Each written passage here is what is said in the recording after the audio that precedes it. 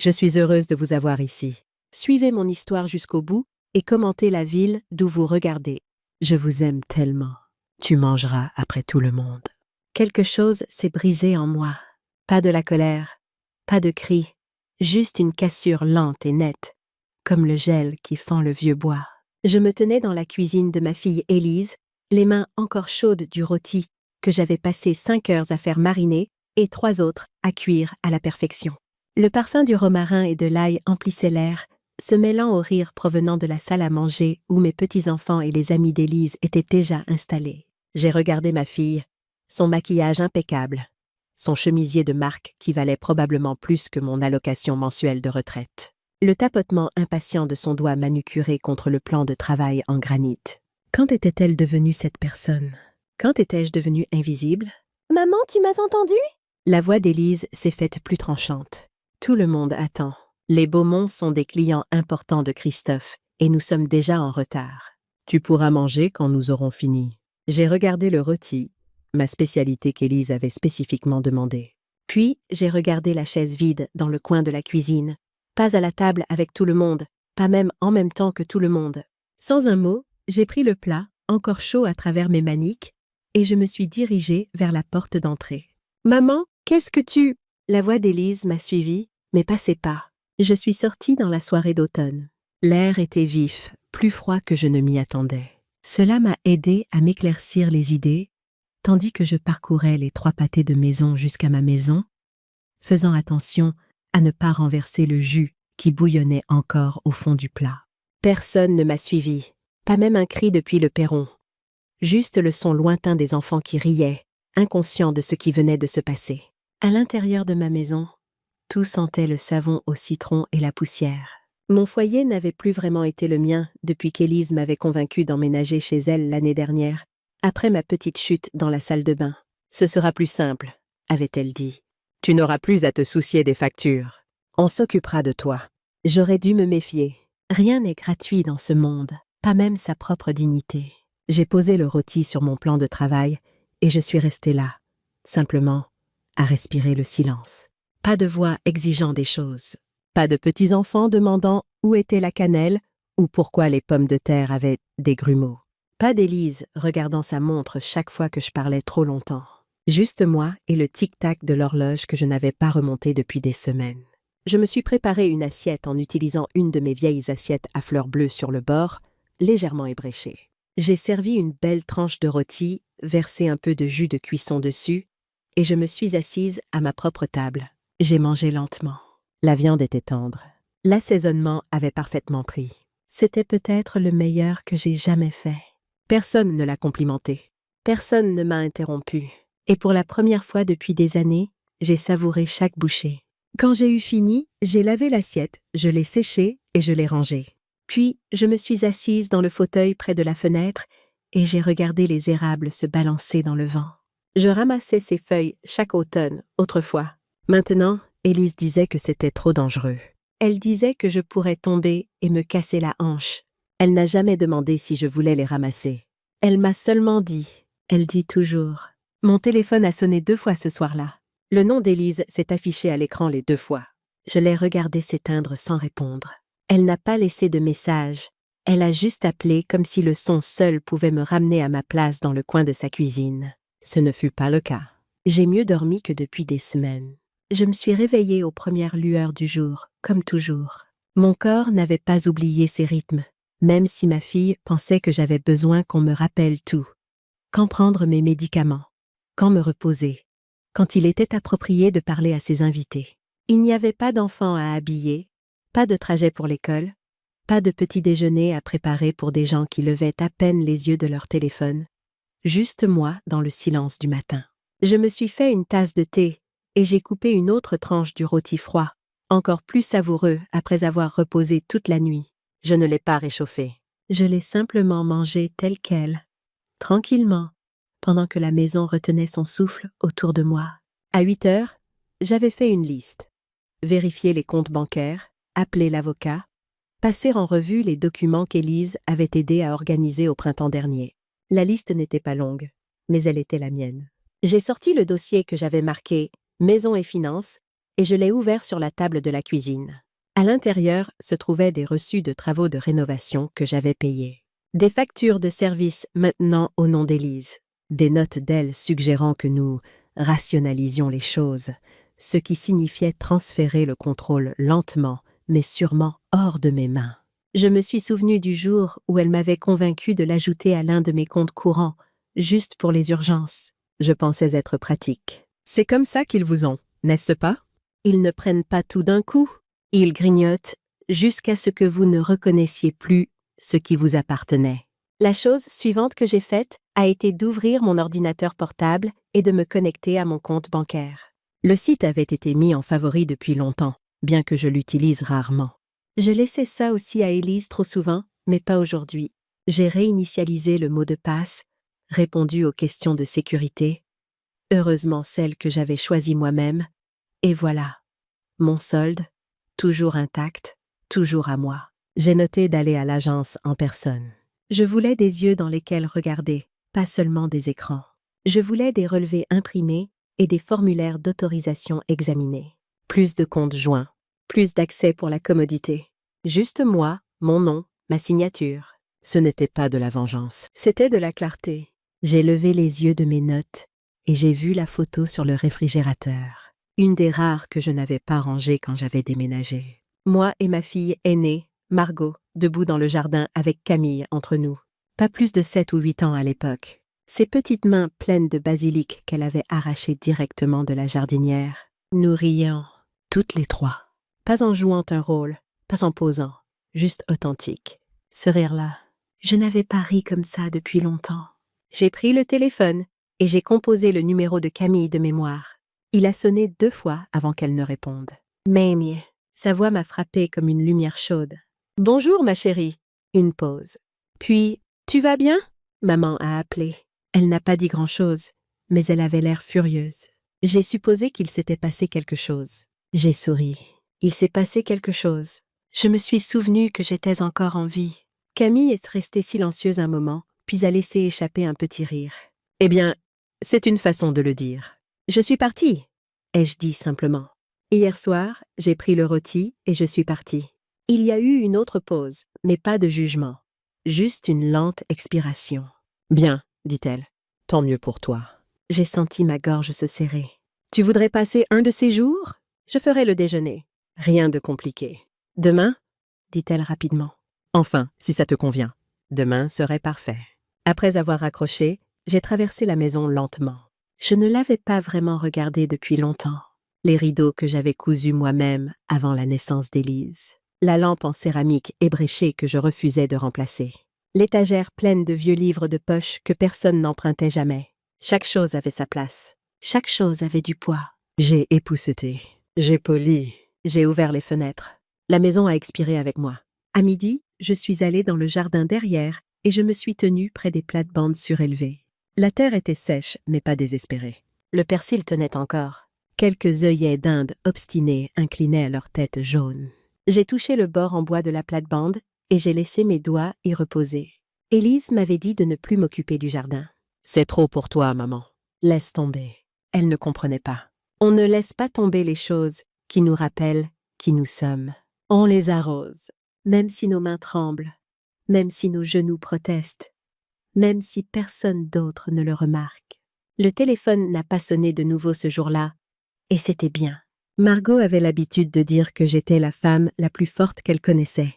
Elle le disait quand je réparais la machine à laver moi-même, ou quand je tenais la main de mon mari Robert pendant qu'il rendait son dernier souffle, ou quand je retournais au travail 3 jours après ses funérailles, parce que quelqu'un devait garder les lumières allumées. C'est drôle comme cette force devient invisible en vieillissant.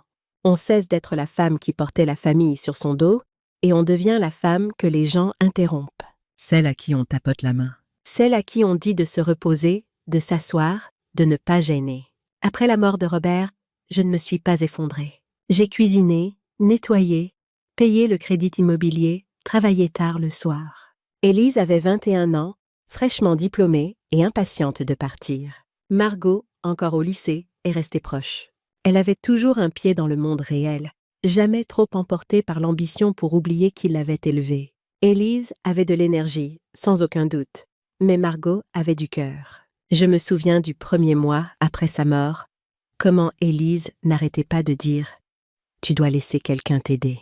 Alors que ce qu'elle voulait dire était « Tu ne fais pas les choses comme je pense que tu devrais les faire ». Elle a déménagé 1 mois plus tard. Elle disait que la maison était trop lourde. Elle disait avoir besoin d'air. Margot est restée. Elle aidait avec les factures quand elle le pouvait. Elle travaillait à temps partiel après les cours.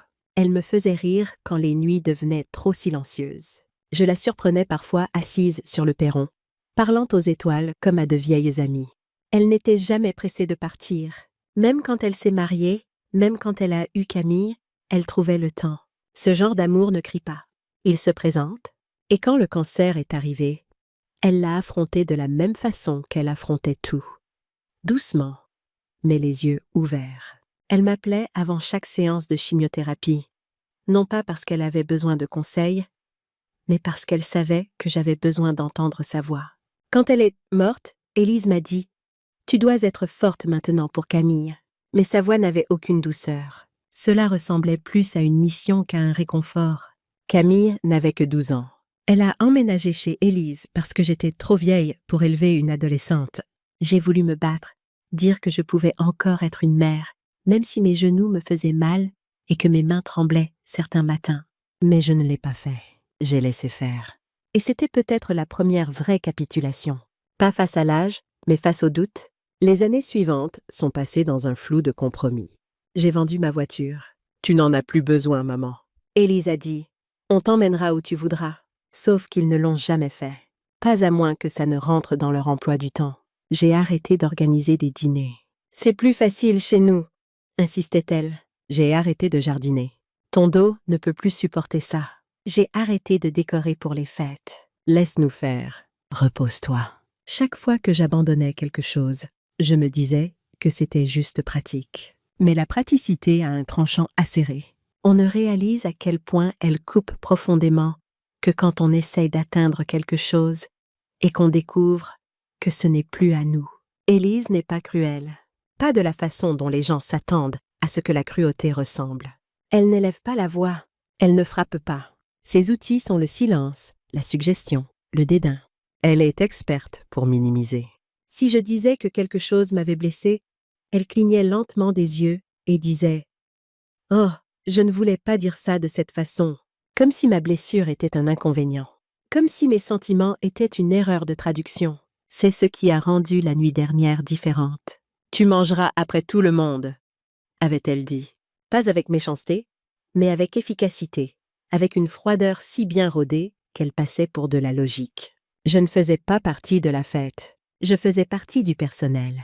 Et quand je me suis levée, que j'ai pris le rôti et que je suis partie, elle ne m'a pas arrêtée. Pas même un murmure, juste le silence, ce qui m'a tout dit. Ce matin, après mon thé, j'ai ouvert une autre boîte que je n'avais pas regardée depuis des années. À l'intérieur se trouvaient les lettres de Margot. De vraies lettres, écrites à la main, cachetées, timbrées. Elle croyait au papier. Les écrans mentent, avait-elle l'habitude de dire. L'encre dit la vérité. J'en ai lu 3. L'une parlait du premier récital de piano de Camille. Combien elle avait été nerveuse. Comment ses mains avaient tremblé avant la première note. Et comment elle avait souri après, comme si elle avait gravi une montagne. Une autre était juste une liste de choses pour lesquelles Margot était reconnaissante cette semaine-là. La troisième était plus difficile.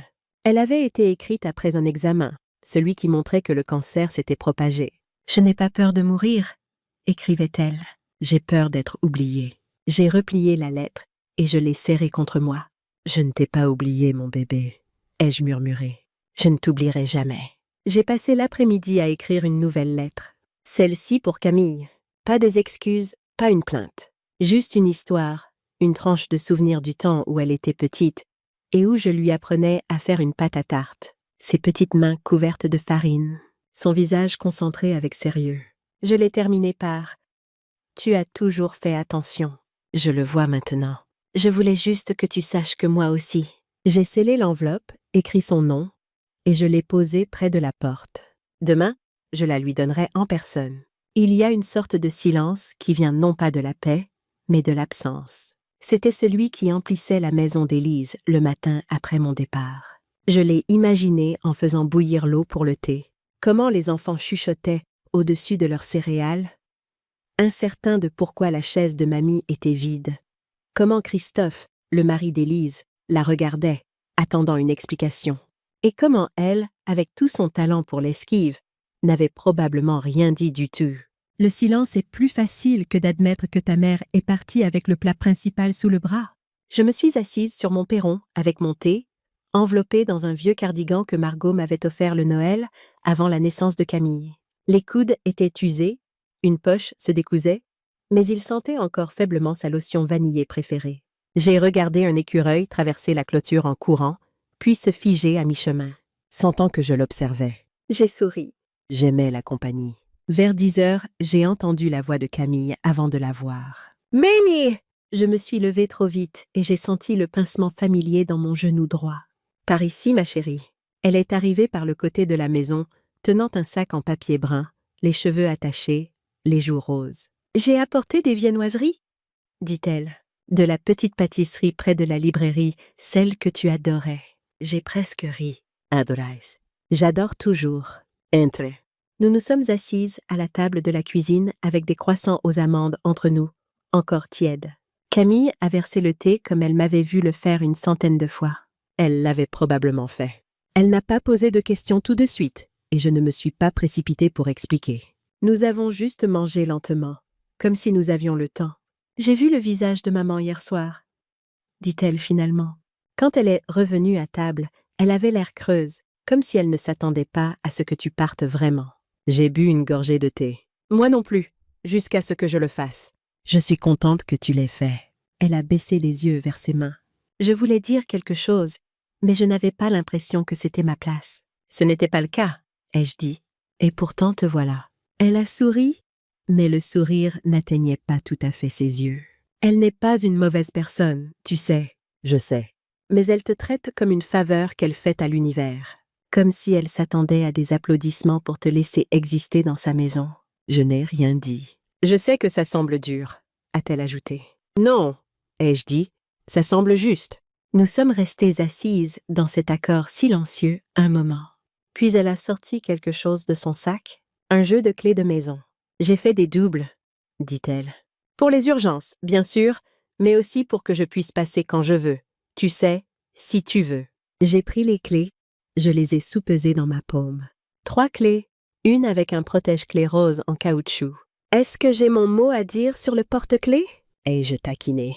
Camille a souri. « C'est non négociable. » Nous avons parlé encore un moment, de l'université, de son travail à la bibliothèque universitaire, du chat du voisin qui n'arrêtait pas d'entrer dans son appartement par l'escalier de secours. Elle a dit qu'il s'appelait Clémentine et qu'il avait des opinions sur tout. Quand elle est partie, je suis restée sur le perron jusqu'à ce que sa voiture tourne au coin de la rue. Puis, je suis rentrée, je me suis assise à la table et j'ai gardé les clés un peu plus longtemps avant de les placer dans le tiroir où je rangeais la lampe de poche, les piles de rechange et mes vieilles fiches de recettes. Je pensais me sentir plus seule, mais non, je me sentais contenue, comme si j'avais retrouvé une forme qui avait toujours été la mienne. Le reste de la journée s'est passé en petits gestes délibérés. J'ai rassemblé le linge, je l'ai trié à la main, j'ai lavé la vaisselle même s'il n'y en avait que quelques pièces, j'ai vérifié le courrier même si je n'attendais rien. Et puis, en fin d'après-midi, j'ai fait quelque chose que je n'avais pas fait depuis plus d'1 an. J'ai ouvert ma boîte à couture. Le couvercle a grincé. À l'intérieur, il y avait des boutons, des fils, des chutes de tissu, de vieilles épingles émoussées par le temps. J'ai sorti un morceau de coton bleu doux que j'avais acheté sur un coupe-de-tête il y a 2 ans, avec le projet de faire une robe d'été pour Camille que je n'avais jamais commencé. Mes doigts bougeaient plus lentement maintenant. Mais la mémoire musculaire est revenue. Je n'avais pas besoin de finir quoi que ce soit. Juste commencer. Juste rappeler à mes mains qu'elles savaient encore créer. Pas seulement entretenir. Dehors, le ciel a pris cette teinte violette meurtrie qu'il prend juste avant la nuit. Et toujours le téléphone n'a pas sonné. C'est Camille qui a demandé la première. « Tu crois que maman sait encore qui tu es ?» Nous étions assises dans le salon, une théière entre nous, la lumière du soleil entrant en biais à travers les rideaux de dentelle. Elle ne l'avait pas dit comme une attaque, juste une question, une vraie. Mais elle a atterri comme une pierre. J'ai remué mon thé. non pas parce qu'il en avait besoin, mais parce que mes mains avaient besoin de quelque chose à faire. Je pense qu'elle connaît la version de moi qu'elle a décidé de garder, ai-je dit. Camille a penché la tête. Qu'est-ce que ça veut dire? Ça veut dire, ai-je commencé lentement, qu'elle se souvient de la femme qui préparait ses repas et signait ses autorisations de sortie scolaire, celle qui gardait ses vêtements propres et son lit fait. Elle se souvient de moi à travers l'utilité, à travers les corvées, à travers la routine, mais pas à travers la joie, pas à travers les choses que j'aimais avant de devenir maman à plein temps. Camille s'est penchée en avant, le menton posé sur sa main. « Alors, qu'est-ce que tu aimais ?» La question était simple, mais je n'y avais pas répondu depuis des années. « J'aimais danser », ai-je dit après une pause. « Le rock surtout, et le bal aussi. J'ai fait partie d'un groupe de danse à l'université pendant 1 an, avant de rencontrer ton grand-père. Et j'aimais les vieux disques de jazz et les sablés au citron et nager à la rivière les jours les plus chauds de juillet. Je me suis arrêtée, surprise par la soudaine oppression dans ma poitrine. Et j'aimais les dimanches matins quand la maison était silencieuse et que je m'asseyais près de la fenêtre avec un livre et que personne n'avait besoin de rien de moi. » Camille a souri doucement. « Je ne savais pas ça. » « Bien sûr que non. Personne n'a jamais demandé. » Elle avait l'air sur le point de parler, mais son téléphone a vibré. Elle a regardé l'écran, a grimacé et l'a retourné face contre table sans répondre. « Ta mère ?» Elle a hoché la tête. Elle est intense en ce moment. Elle n'arrête pas de demander où je suis, si j'ai pris de tes nouvelles, comme si elle se souciait soudain à nouveau. Elle n'aime pas quand les choses bougent sans sa permission. Maniaque du contrôle. Elle ne pense pas l'être, ai-je dit. C'est le problème. Elle pense qu'elle sauve les gens. Elle pense qu'elle protège la famille de l'embarras, du désordre, de Dieu nous en préserve, l'inconfort. Camille a levé un sourcil. En disant à sa propre mère d'attendre que tout le monde ait mangé. J'ai haussé les épaules. C'est le genre de confort auquel elle croit. La hiérarchie, la performance. Elle veut que sa vie ait l'air propre de l'extérieur, peu importe quelle moisissure pousse en dessous. Camille a secoué la tête. Je ne veux pas devenir comme ça. Tu ne le deviendras pas, ai-je dit en lui prenant la main. Tu poses des questions. Tu es présente. Elle a serré mes doigts, doucement.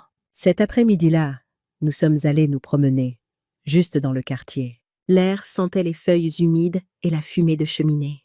Camille portait un sachet de biscuits qu'elle avait pris en chemin, et nous les avons partagés en marchant. « Tu regrettes, parfois ?» demanda-t-elle soudain. « Tout ce que tu as abandonné. » J'ai réfléchi un moment. Le trottoir craquait sous nos pieds.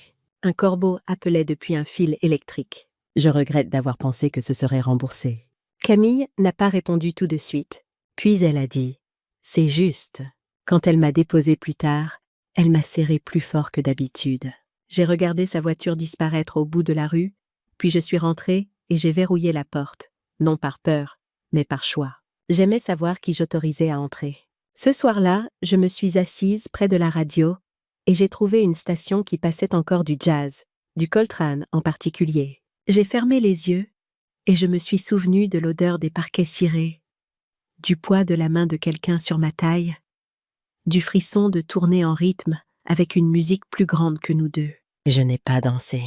Pas vraiment. Je me suis juste balancée sur place, mais c'était suffisant. Le lendemain matin, Élise est venue à la maison. Je l'ai vue par la fenêtre, debout, raide sur le perron, tenant quelque chose dans ses bras. Je n'ai pas bougé tout de suite. Je l'ai laissé frapper 2 fois. Puis j'ai ouvert la porte. « Bonjour, maman », dit-elle, sa voix trop lumineuse, trop fragile. J'ai hoché la tête. Élise. Elle a tendu un plat couvert d'aluminium. J'ai rapporté ton plat et un peu de dinde de ce qui restait, enfin. Je l'ai regardée sans tendre la main. J'ai de la nourriture. Son sourire a vacillé. Je pensais juste, « Pourquoi es-tu vraiment là ?» Elle s'est raidie. « C'est si étrange que je vienne te voir. »« Oui, » ai-je dit simplement. Elle a regardé derrière moi dans la maison. Camille m'évite. « Elle est venue ici. »« Oui. » Une pause. Élise a pris une inspiration. « Maman, je sais que les choses ont été tendues, mais tu dois comprendre qu'il y avait des invités, des attentes. Je ne voulais pas être irrespectueuse. » Tu t'en fichais juste de l'être. « Ce n'est pas juste ?» Non, ai-je dit. Ce ne l'est pas. Mais c'est vrai. Nous sommes restés là quelques secondes. L'air entre nous épais de choses qui n'avaient jamais été dites. Elle a tendu le plat à nouveau. Je n'ai pas bougé. J'ai fait un rôti, ai-je dit doucement. Élise a cligné des yeux. Quoi? J'ai fait un rôti le soir où je suis partie. Je me suis assise dans ma propre cuisine, à ma propre table, et je l'ai mangé pendant qu'il était encore chaud. Elle avait l'air confuse, comme si elle ne pouvait pas décider si j'étais en colère ou fière. « Maman, je n'ai pas besoin de tes restes, » ai-je dit gentiment. Puis j'ai fermé la porte. Je n'ai pas verrouillé après le départ d'Élise. Je n'en avais pas besoin. Certaines limites sont plus solides que des verrous. Je suis restée dans le couloir un moment, me raccrochant au calme. Mes mains ne tremblaient pas. Mon souffle ne s'est pas bloqué. La vieille peur, celle qui dit que tu es ingrate ou qu'elle voulait bien faire, avait disparu. Elle s'était fanée quelque part entre la porte d'entrée et la première bouchée de ce rôti que j'avais mangé seule. Et comme tout ce qui est mort, elle n'avait plus de pouvoir. Plus tard, j'ai emballé le plat qu'elle avait apporté dans un torchon de cuisine et je l'ai descendu jusqu'au congélateur de dons de l'église. Ils acceptent la nourriture discrètement là-bas. Pas de questions, pas de formulaire. Juste une âme gentille qui s'assure que rien ne se perde.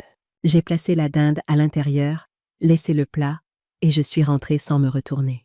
Quand je suis revenue, la bouilloire était encore chaude. C'est alors que j'ai su ce que je devais faire ensuite. Pendant des années, j'avais laissé Élise s'occuper des choses. Les factures, les comptes en ligne, les renouvellements. Ça a commencé petit, un rappel pour payer l'électricité, une suggestion de regrouper nos forfaits téléphoniques. Puis sont venus les comptes bancaires. Elle m'a convaincue de l'ajouter comme utilisatrice autorisée sur l'un d'eux, au cas où quelque chose arriverait. Puis un autre, puis les prélèvements automatiques ont commencé. Les frais de scolarité pour les enfants, une partie des courses, même une contribution mensuelle pour l'aide ménagère que je n'ai jamais vraiment vue détaillée. Je n'ai pas discuté. Je me suis dit que j'étais utile, que les familles s'entraident, qu'elle avait tant fait pour moi en me laissant vivre avec eux. Maintenant, tout ce à quoi je pouvais penser, c'était combien habilement elle avait construit la cage.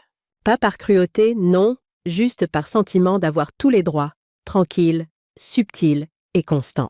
J'ai ouvert les tiroirs où je gardais mes documents avant d'emménager chez Élise. Mon nom était toujours sur tous les comptes. La banque avait changé son logo depuis la dernière fois que je m'en étais occupée, mais l'essentiel était le même.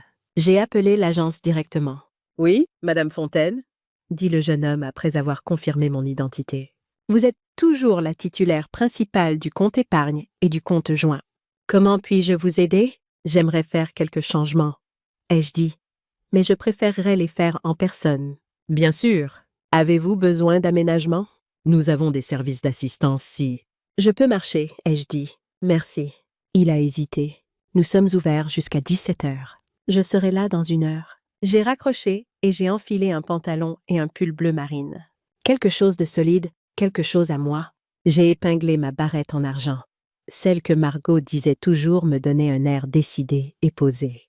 Puis j'ai pris mon vieux sac en cuir, glissé mon carnet à l'intérieur, et je suis allée au coin de la rue pour prendre le bus. Ça faisait du bien d'attendre à l'arrêt. Normal. Ancré. Personne ne me trimballe comme un bagage. Personne n'appelle pour demander où je vais. Juste moi, dehors dans le monde, faisant quelque chose pour moi-même. À la banque, le même jeune homme qui avait répondu au téléphone m'a accueilli au comptoir. Son badge indiquait Kevin. Il a souri poliment, mais avait l'air légèrement mal à l'aise, comme si j'allais me mettre à pleurer ou à me plaindre à tout moment. C'est ce qu'ils attendent des femmes de mon âge, des larmes ou de la confusion.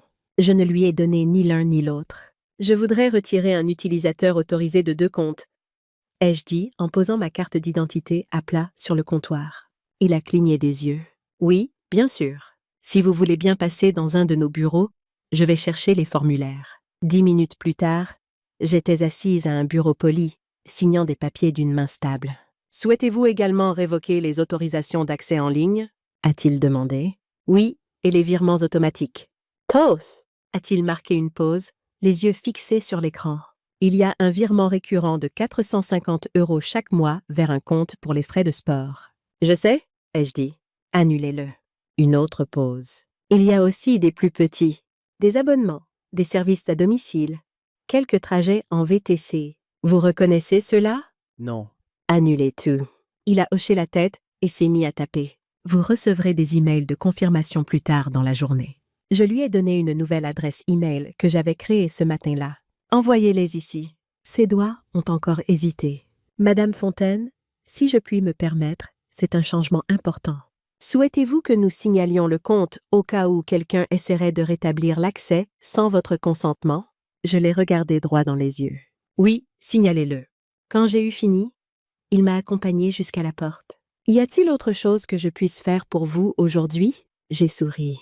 Vous avez déjà fait plus que vous ne le pensez. Dehors, le vent s'était levé. J'ai serré mon pull contre moi. Mais je n'avais pas vraiment froid. Mon corps vibrait. Pas d'adrénaline, mais de certitude. Pour la première fois depuis longtemps, je savais exactement quel nom était sur quoi. Et ce n'était que le début. J'étais à mi-chemin de l'arrêt de bus quand mon téléphone a vibré. Élise. Je l'ai laissé aller sur la messagerie. 1 minute plus tard, il a vibré à nouveau avec un texto. « Maman, il faut qu'on parle. Le paiement pour le stage de foot de Thomas vient d'être refusé. Qu'est-ce qui se passe? » Je n'ai pas répondu. Pas encore. Quand je suis rentrée, j'ai fait du thé et je me suis assise à la table de la cuisine avec mes anciens relevés de compte étalés devant moi. Les chiffres racontaient une histoire qu'Élise ne voudrait pas entendre. 450 € ici, 200 là. Des retraits plus petits presque chaque semaine. Rien d'illégal, rien que je n'avais pas techniquement autorisé, mais rien que j'avais vraiment choisi non plus. À l'heure du dîner, mon téléphone avait 6 appels manqués et une douzaine de textos. Je les ai tous lus, mais je n'ai répondu à aucun. J'avais besoin de réfléchir clairement, sans la voix d'Élise dans mon oreille, me disant que j'étais confuse ou que j'exagérais. Ou son expression préférée. Difficile. Alors que je lavais mon assiette, il y a eu un coup sec à la porte, 3 coups rapides, indéniablement ceux d'Élise. J'ai séché mes mains lentement et je suis allée ouvrir. Elle n'a pas attendu d'invitation, elle m'a juste poussée pour entrer dans le couloir. Son visage était rouge, son sac à main de marque serré contre elle comme une armure. « Qu'est-ce que tu as fait ?» a-t-elle exigé. « La banque dit que tu as supprimé mon accès à tes comptes. » Ils n'ont même pas voulu me dire quoi que ce soit. J'ai fermé la porte doucement. C'est comme ça que fonctionne la confidentialité. La confidentialité? Je suis ta fille. Je gère tes finances depuis des années. Tu ne peux pas juste... Je peux, ai-je dit. Je l'ai fait. Elle m'a regardée comme si j'avais fait pousser des ailes. Maman, tu as 79 ans. Tu arrives à peine à utiliser ta messagerie sans aide. Comment vas-tu gérer tout ça? De la même façon que je l'ai fait pendant les 60 années, avant que tu prennes le contrôle. Élise a passé une main dans ses cheveux, défaisant son brushing parfait. C'est à cause de l'autre soir du dîner? Je me suis déjà excusée pour ça. Non, ai-je dit. Tu ne t'es pas excusée. Elle a trébuché. Juste une seconde. Eh bien, je suis désolée si tu as ressenti. Ce n'est pas des excuses, c'est de l'esquive. Ses yeux se sont rétrécis. Depuis quand es-tu si combative? Depuis que je me suis souvenue que j'avais quelque chose à combattre. Elle a pris une profonde inspiration, essayant visiblement de se ressaisir.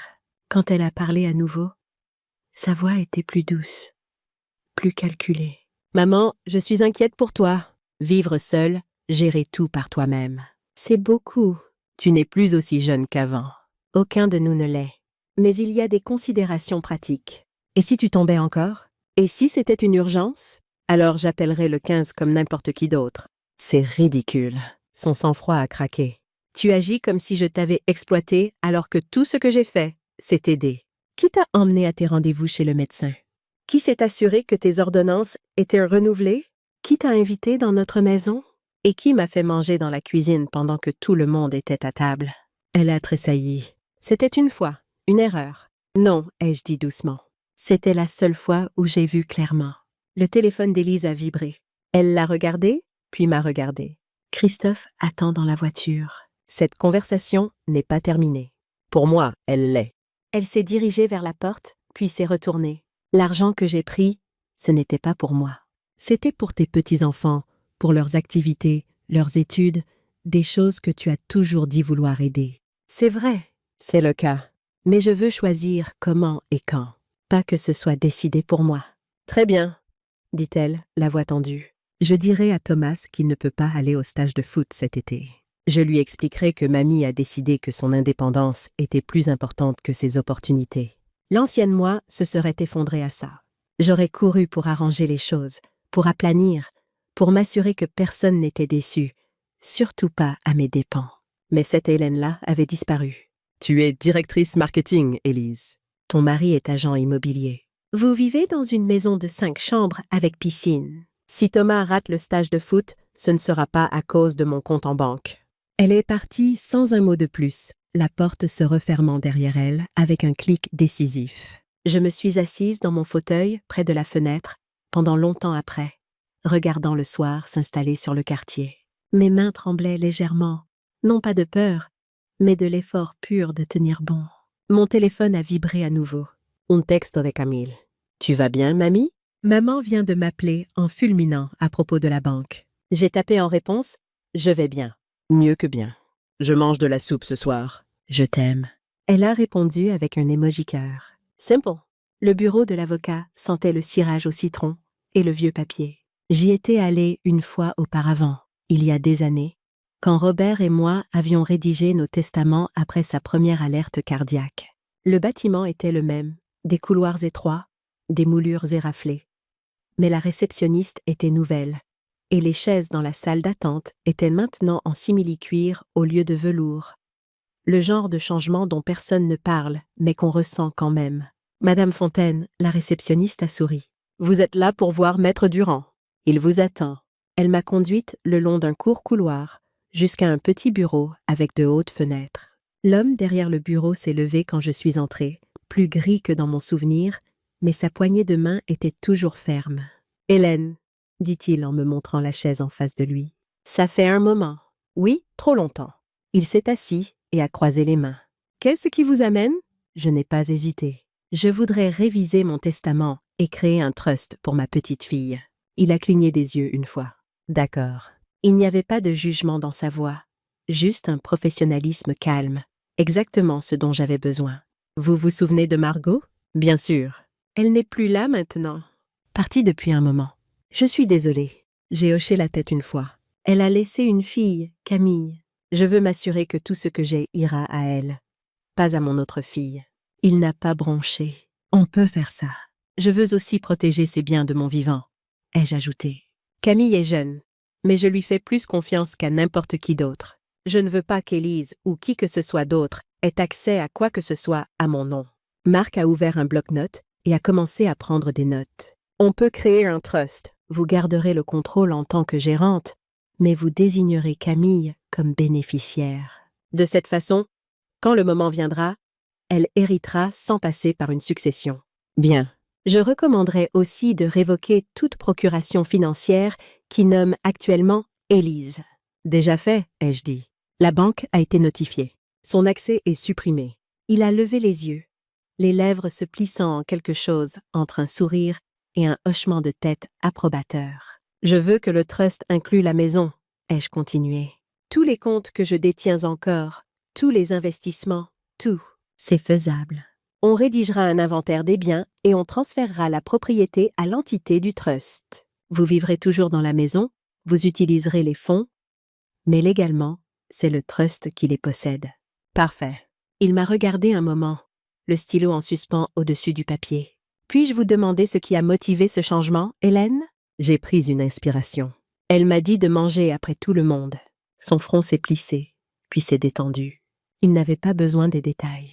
La phrase suffisait. Je vois. Elle gère les choses depuis des années. Pas mal, mais pas gentiment non plus.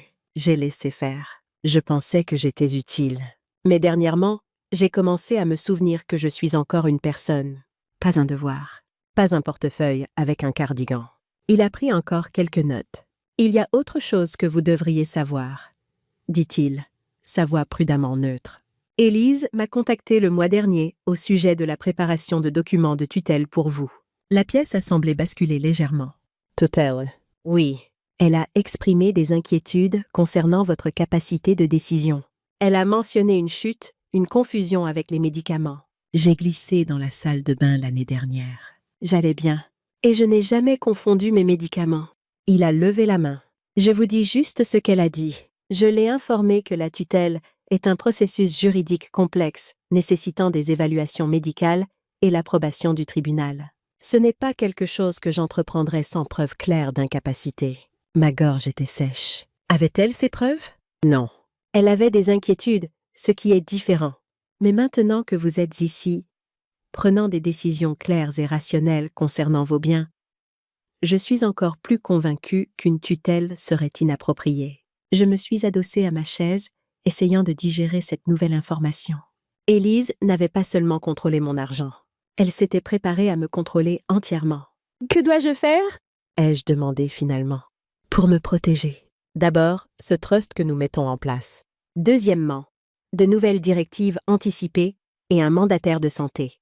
Je suggérerais de nommer quelqu'un d'autre qu'Élise. Et troisièmement, je recommanderais d'obtenir une évaluation actuelle de votre médecin traitant confirmant votre santé cognitive. Non pas parce que j'en doute, mais parce que cela crée un dossier si les choses deviennent conflictuelles. « Et le deviendront-elles » ? « Conflictuelles » Marc a soupiré.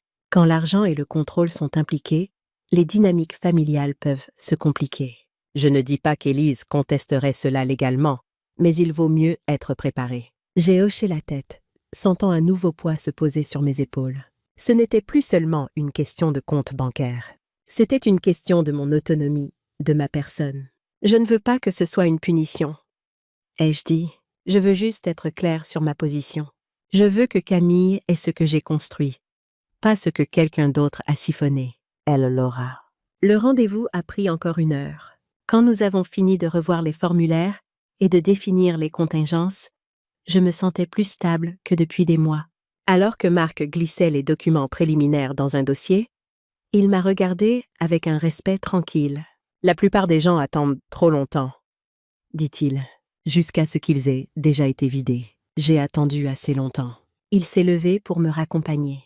Quand tout sera finalisé, je vous appellerai, mais vous devrez revenir pour les signatures. Je serai là.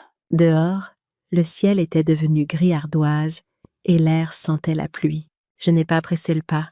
Je suis passée devant la pharmacie, devant la boulangerie, devant le petit parc avec la balançoire rouillée. Je me suis assise sur un banc sous les arbres et j'ai juste respiré pendant un moment. Il y a quelque chose d'étrange à reprendre le contrôle après l'avoir abandonné si longtemps. Ce n'est pas triomphant, c'est silencieux. Comme ajuster sa posture après des années à se pencher du mauvais côté. Mon téléphone a vibré. Un message de Camille. « Tout va bien, mamie ?» J'ai tapé en réponse. Ça commence à aller. Puis j'ai glissé le téléphone dans ma poche et j'ai écouté le vent dans les feuilles. Je savais que j'avais mis quelque chose en mouvement qui ne pouvait pas être facilement arrêté. Mais je n'étais pas préparée à la rapidité avec laquelle les choses allaient s'intensifier. Le lendemain matin de mon rendez-vous avec Marc, je me suis réveillée pour trouver le SUV gris argenté de Christophe garé devant ma maison. Pas la voiture d'Élise, celle de Christophe. C'était délibéré. Il était assis sur mon perron quand j'ai ouvert la porte. Sa posture normalement assurée était affaissée, son visage tiré. Il s'est levé quand il m'a vue. « Hélène » dit-il, tentant un sourire qui n'atteignait pas ses yeux. « J'espère que ce n'est pas trop tôt. »« Non, » ai-je dit, ne l'invitant pas encore à entrer. « Qu'est-ce qui t'amène ici, Christophe ?» Il a passé une main sur ses cheveux coupés courts. J'espérais qu'on pourrait parler, juste nous deux. Je l'ai étudié un moment. Christophe Moreau avait toujours été assez agréable, charmant lors des réunions de famille, généreux avec les cadeaux à Noël. Mais en 15 ans de mariage avec ma fille, nous n'avions jamais eu une conversation en tête-à-tête qui dure plus de 5 minutes. « Entre » ai-je dit finalement. « Je vais faire du café. » Dans la cuisine, il s'est assis maladroitement à la table pendant que je préparais la cafetière. Le silence s'est étiré entre nous jusqu'à ce que la machine commence à gargouiller. « Élise ne sait pas que je suis là !» dit-il brusquement. Je m'en doutais. Elle est contrariée. Je sais. Il s'est agité sur sa chaise. « Écoute, Hélène, je ne suis pas là pour prendre parti, mais cette situation dérape. Élise parle d'action en justice, d'évaluation médicale, de tutelle. J'ai terminé. » « Oui, Marc me l'a dit. » Christophe a eu l'air surpris. « Tu as déjà vu un avocat? Here. » Il a expiré lentement. « Alors tu comprends à quel point c'est sérieux? Je comprends que ma fille est contrariée parce que j'ai repris le contrôle de mon propre argent. Ce que je ne comprends pas, c'est pourquoi ça nécessite une action en justice. » Christophe a fixé son café. « Ce n'est pas seulement une question d'argent, Hélène. Élise s'inquiète pour toi, que tu vives seule, que tu prennes des décisions financières importantes sans consultation. Sans sa permission, tu veux dire? » Il a grimacé. « Ce n'est pas juste. »« Vraiment? » J'ai pris une gorgée de mon café. « Christophe, je vais te poser une question, et je veux une réponse honnête. Pas ce qu'Élise t'a dit de dire. Pas ce que tu penses qui va aplanir les choses. Juste la vérité. Tu peux faire ça? Il a hoché la tête avec hésitation. Est-ce que toi et Élise avez des problèmes d'argent? Son visage a rougi. Quoi? Non, on va bien. Le marché a été un peu lent, mais parce que 450 € par mois pour le sport de Thomas, ça semble excessif, et il y avait beaucoup d'autres retraits de mes comptes que je n'avais jamais autorisés. Des petits, réguliers. Les yeux de Christophe sont tombés sur la table. Le marché a été plus que lent, a-t-il admis. Et l'entreprise d'Élise a fait des licenciements le trimestre dernier. Elle a gardé son poste, mais ils ont coupé les primes. On a dû s'adapter. En utilisant mon argent. Ce n'était pas comme ça, dit-il rapidement. On allait te rembourser. Élise ne voulait juste pas t'inquiéter avec nos problèmes de trésorerie temporaire. J'ai ressenti un mélange étrange de satisfaction et de tristesse. Alors toute cette inquiétude pour ma capacité mentale, pour moi vivant seule, c'est vraiment pour garder l'accès à mes comptes. Non, dit Christophe, mais il n'y avait aucune conviction dans sa voix. Élise s'inquiète vraiment pour toi. On s'inquiète tous les deux. Juste pas assez pour me laisser manger à table avec vos clients. Il a eu la grâce de paraître honteux. C'était mal. Je le lui ai dit après ton départ. J'ai levé un sourcil. Vraiment? Avant ou après que tu aies réalisé que le rôti était parti? Un fantôme de sourire a touché ses lèvres. Après? Mais je l'aurais dit quand même. Nous sommes restés assis en silence un moment, le café refroidissant entre nous. Qu'est-ce que tu veux, Christophe? Ai-je demandé finalement. Pourquoi es-tu vraiment là? Il a soupiré lourdement. Honnêtement, pour comprendre ce qui se passe, Élise est rentrée hier en parlant d'avocat, de trust et de la coupée du testament. Elle est convaincue que tu as perdu la tête. Mais assise ici avec toi, tu m'as l'air parfaitement bien. Mieux que bien. Tu m'as l'air plus lucide que depuis des années. Je le suis. Alors qu'est-ce qui a changé? Moi, ai-je dit simplement. Ou plutôt, je me suis souvenu de qui j'étais avant de laisser Élise commencer à prendre toutes mes décisions. Christophe a hoché la tête lentement. Je comprends ça. Je comprends vraiment. Il a hésité, puis a ajouté « Mais ce trust, ce Nouveau Testament qui coupe complètement Élise, ce n'est pas extrême? » Je ne la coupe pas de ma vie, Christophe. Juste de mes comptes bancaires. Il y a une différence. Elle ne le verra pas comme ça. C'est son choix. Il a vidé son café et s'est levé. Je devrais y aller. Élise pense que je suis à la salle de sport. Je l'ai accompagnée jusqu'à la porte. Alors qu'il mettait le pied sur le perron, il s'est retourné. Pour ce que ça vaut, Hélène, je pense que tu fais ce qu'il faut. Te défendre.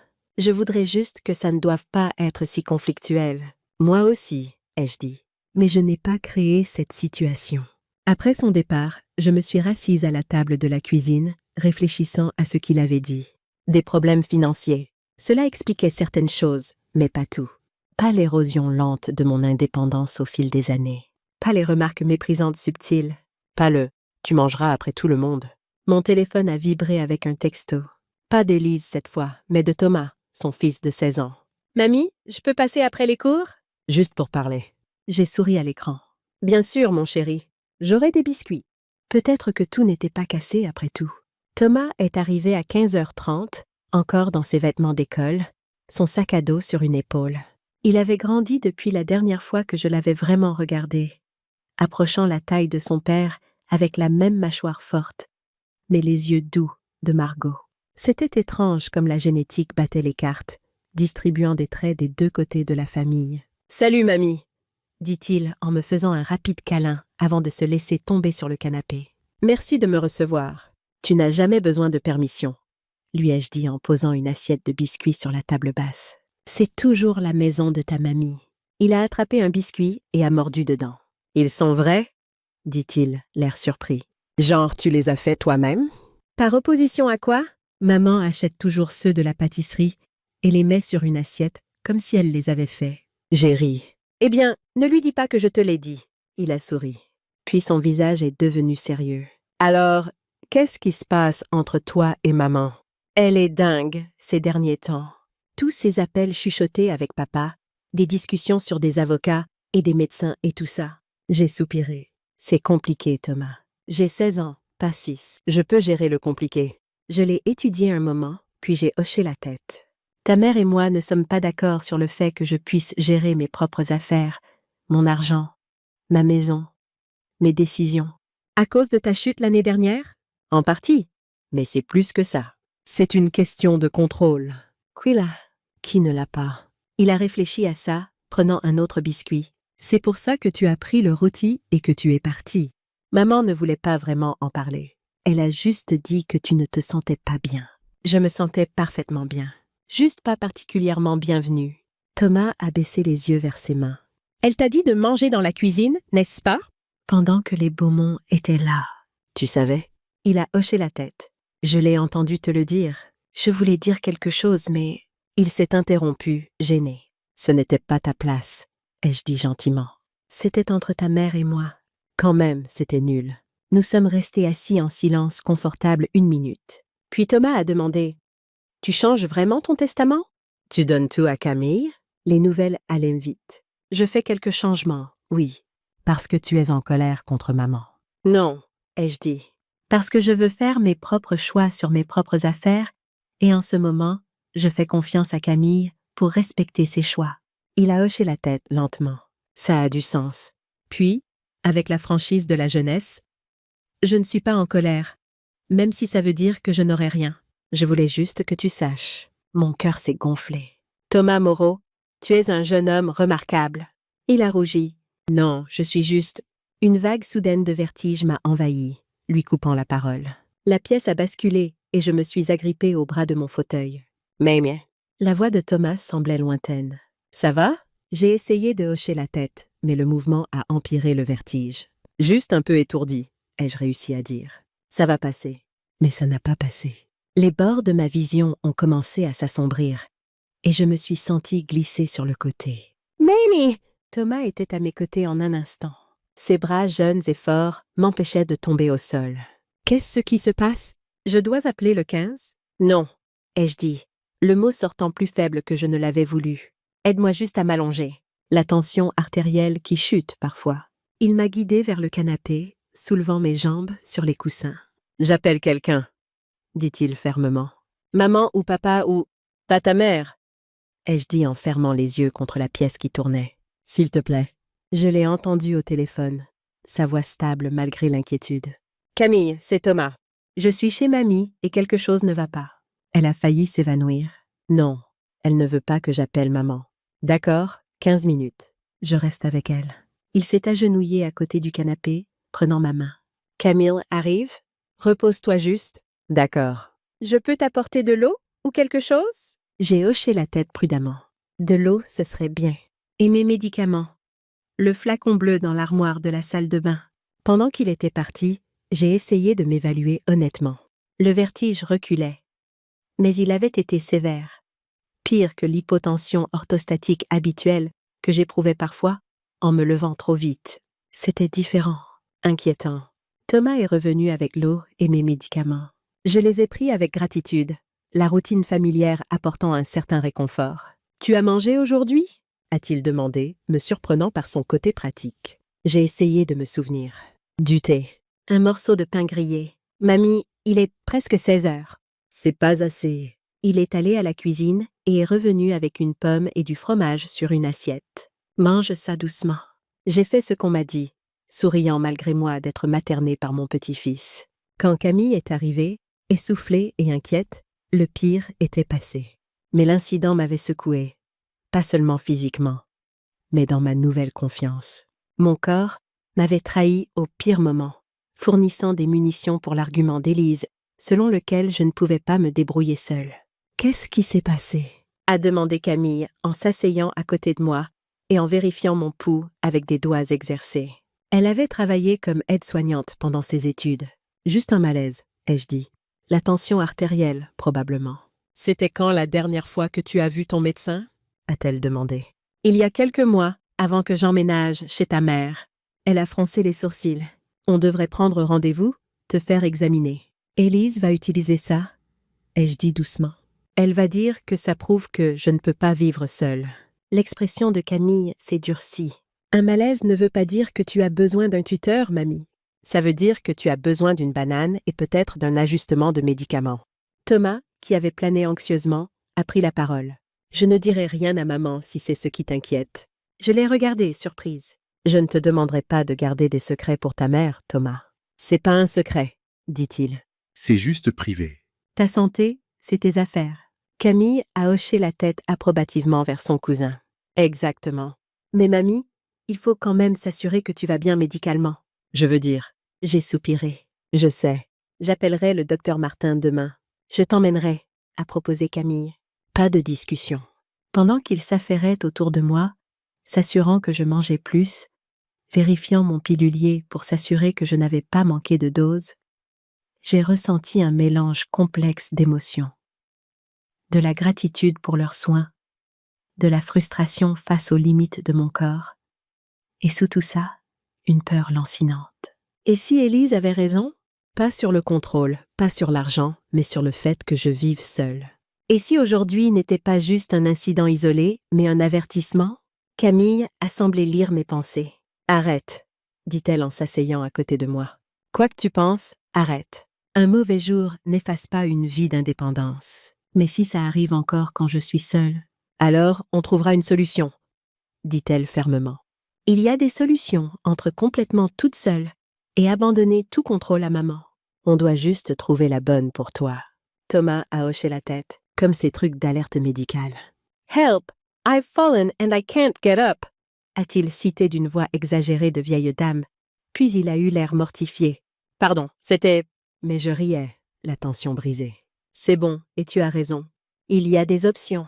Alors que la soirée s'installait autour de nous trois assis dans mon salon, mangeant le dîner simple que Camille avait préparé, pas de porcelaine fine, pas de représentation, pas de hiérarchie, juste la famille se soutenant à travers un moment de vulnérabilité. Ce n'était pas parfait.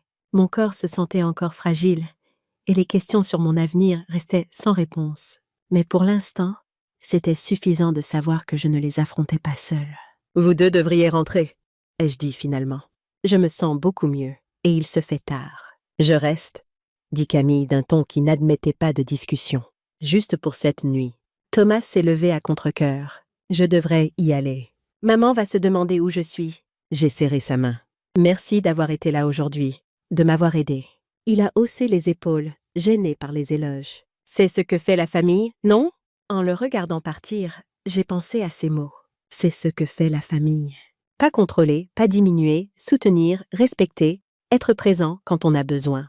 C'était une leçon simple, mais une leçon qu'Élise semblait avoir oubliée quelque part en chemin. Les documents étaient lignés prêts en une semaine. Je suis retournée au bureau de Maître Durand un jeudi matin. Le ciel était dégagé pour une fois.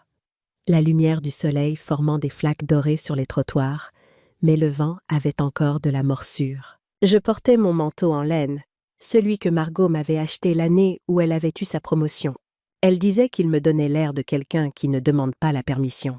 Je l'ai plié soigneusement sur le dossier de la chaise dans le bureau de Marc, tandis qu'il étalait les documents sur le bureau. « Voici la révision du testament », commença-t-il en tapotant doucement chaque page. « Voici l'accord de trust. Camille est désignée comme seule bénéficiaire. Vous êtes la gérante. La maison, les comptes et les fonds d'investissement sont listés dans l'annexe A. Et ici, il marqua une pause et la révocation formelle de la procuration financière. Il a glissé une épaisse enveloppe marquée Élise Moreau sur le bureau. Elle était déjà adressée et timbrée. Elle recevra une copie, confirma-t-il, ainsi que la lettre de cessation. Elle n'aura plus aucun pouvoir légal d'agir en votre nom à l'avenir. J'ai pris le stylo. Mes mains ne tremblaient pas. J'ai signé chaque page lentement, délibérément, regardant l'encre courbée derrière moi, comme un sentier que je pouvais enfin voir se former en temps réel. Quand nous avons terminé, Marc a rassemblé tout et glissé les documents signés dans un grand classeur. « C'est fait, dit-il. Vous n'opérez plus sous des suppositions ou des habitudes. Tout est légalement à vous à nouveau. » J'ai hoché la tête. « Bien. » « Il y a encore une chose, » dit-il en ouvrant un petit tiroir. « Voulez-vous inclure une directive médicale?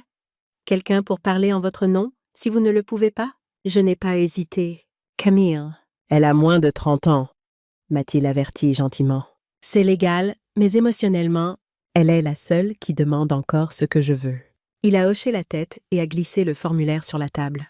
Nous avons terminé en moins de 20 minutes. Quand je me suis levée pour partir, Marc m'a tendu le classeur. Gardez-le en lieu sûr et faites savoir à Camille où il se trouve. Je le ferai. Et Hélène, Je me suis retournée. vous ne faites pas que récupérer des choses, vous les protégez. Il y a une différence. J'ai hoché la tête. C'est exactement ce que je fais. J'ai pris le chemin le plus long pour rentrer. Je suis passée devant le quartier d'Élise sans y tourner. Je suis passée devant l'école où Camille avait joué du violon au concert de CE2. Je suis passée devant la quincaillerie où Robert achetait des clous dont il n'avait pas besoin juste pour parler au propriétaire. Quand j'ai atteint ma maison, je l'ai ressentie d'une nouvelle façon. Pas comme un fardeau, pas comme un musée, mais comme un abri, une forteresse, la mienne. J'ai placé le classeur dans le tiroir avec la lampe de poche de secours et le chéquier de réserve. Puis je me suis assise à la table de la cuisine et j'ai écrit une lettre à Camille. Pas dramatique, pas émotionnelle, juste des instructions. Où était le classeur? Qui appeler? Quoi faire? Si et quand? Quand j'ai terminé, j'ai glissé la lettre dans une enveloppe et j'ai écrit son nom en lettres majuscules sur le devant. Puis je l'ai placé sous le vieux pot à biscuits, celui qu'elle soulève toujours quand elle vient, comme si j'avais pu y laisser quelque chose de sucré. Je suis restée près de la fenêtre un moment, sirotant du thé, regardant la lumière de fin d'automne se déplacer à travers le jardin. Le téléphone a sonné une fois, puis encore, je l'ai laissé sonner. 5 minutes plus tard, un texto est arrivé. « Élise, il faut qu'on parle. C'est important. » Je l'ai supprimé sans lire la suite. Plus tard dans la soirée, alors que le soleil plongeait derrière les toits, j'ai sorti mon agenda et j'ai commencé à faire des listes. Pas des listes de corvées ou de devoirs, des listes de choses que je voulais. Une nouvelle paire de chaussures de marche. Un petit bac surélevé pour le jardin au printemps. Un voyage. Juste un week-end quelque part avec de l'eau. Pas de grandes choses. Pas de choses sophistiquées, juste les miennes. Ce soir-là, pour la première fois depuis des années, j'ai verrouillé la porte de l'intérieur. Pas par peur, mais comme une déclaration tranquille. J'étais chez moi.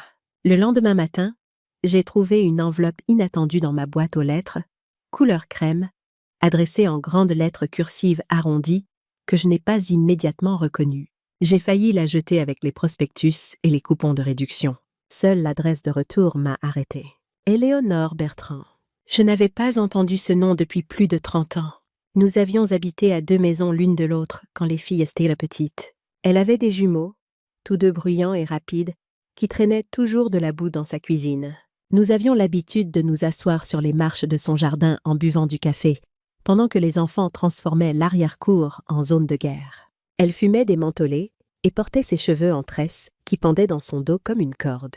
Elle avait déménagé quand son mari avait été muté dans le sud-ouest. Nous avions promis de nous écrire. Nous ne l'avions pas fait. J'ai ouvert la lettre à la table de la cuisine, le thé déjà en train d'infuser. Le papier était épais, l'encre un peu passée. « Ma chère Hélène », commençait-elle, « j'ai vu ton nom dans le bulletin paroissial.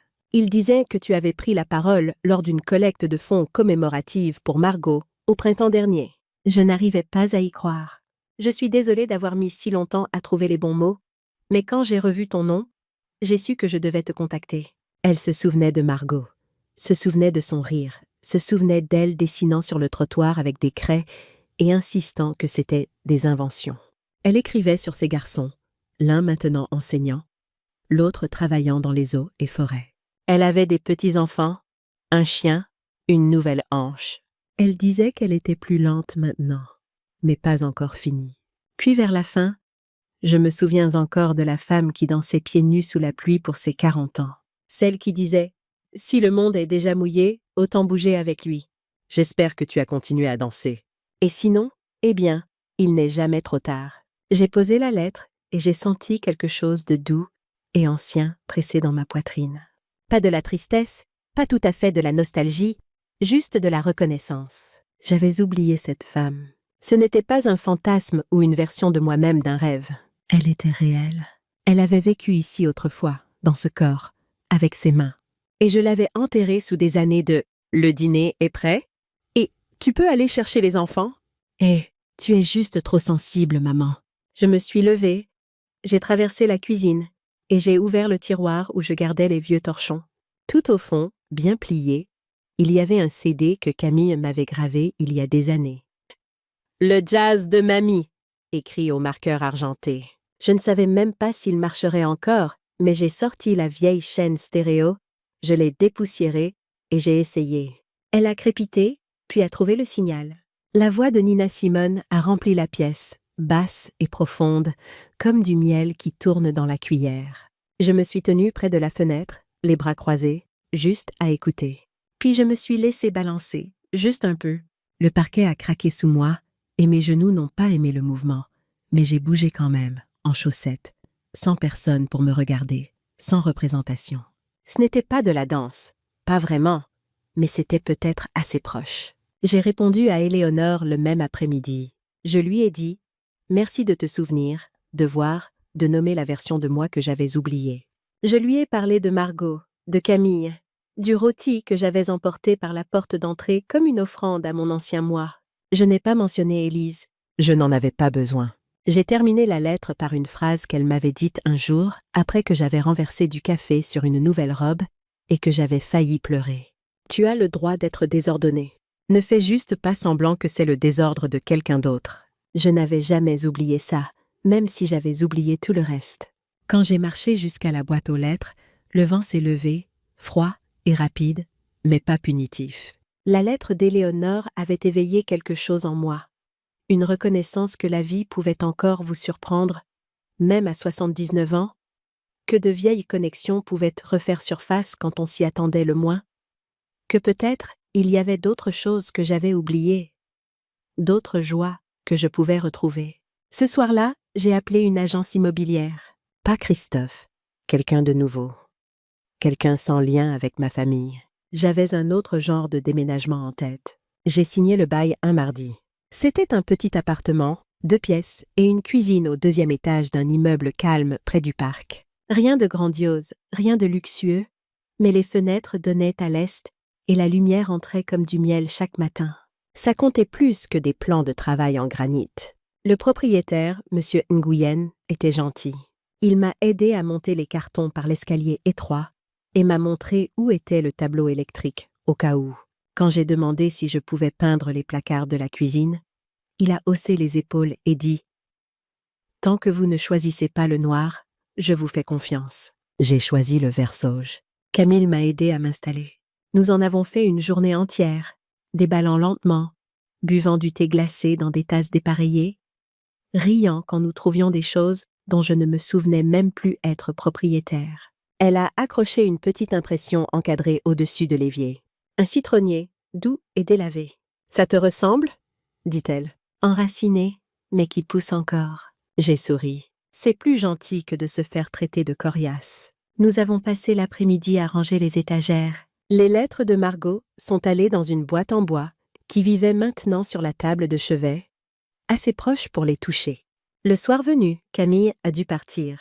Avant de le faire, elle a placé une plante, un rosier grimpant, sur le rebord de la fenêtre. « Toute femme a besoin d'une plante, » dit-elle. « C'est la preuve qu'on peut encore prendre soin de quelque chose. » Après son départ, je me suis assise sur le canapé et j'ai écouté le nouveau silence, différent du silence dans la maison d'Élise. Celui-ci ne pesait pas. Il accueillait.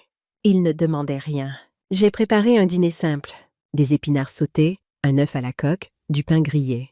Je l'ai mangé lentement, regardant les ombres grimper sur le mur d'en face. Personne n'a demandé pourquoi il n'y avait pas plus d'accompagnement. Personne n'a critiqué la mollesse du jaune. Le lendemain matin, j'ai rencontré ma voisine. Elle s'appelait Simone Dupont, 83 ans, et elle marchait avec une canne qui avait des autocollants floraux sur toute la tige. « Vous êtes la nouvelle », dit-elle en m'examinant comme une commerçante examine une nouvelle livraison. « Je suppose que oui. » Elle a hoché la tête vers ma porte. « Ne sortez pas les poubelles avant 17 heures.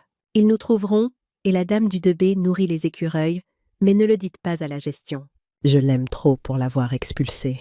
J'ai souri. « Merci pour l'avertissement. » Elle s'est penchée, baissant la voix. « Vous êtes divorcée ? » ?»« Non. »« Veuve ?»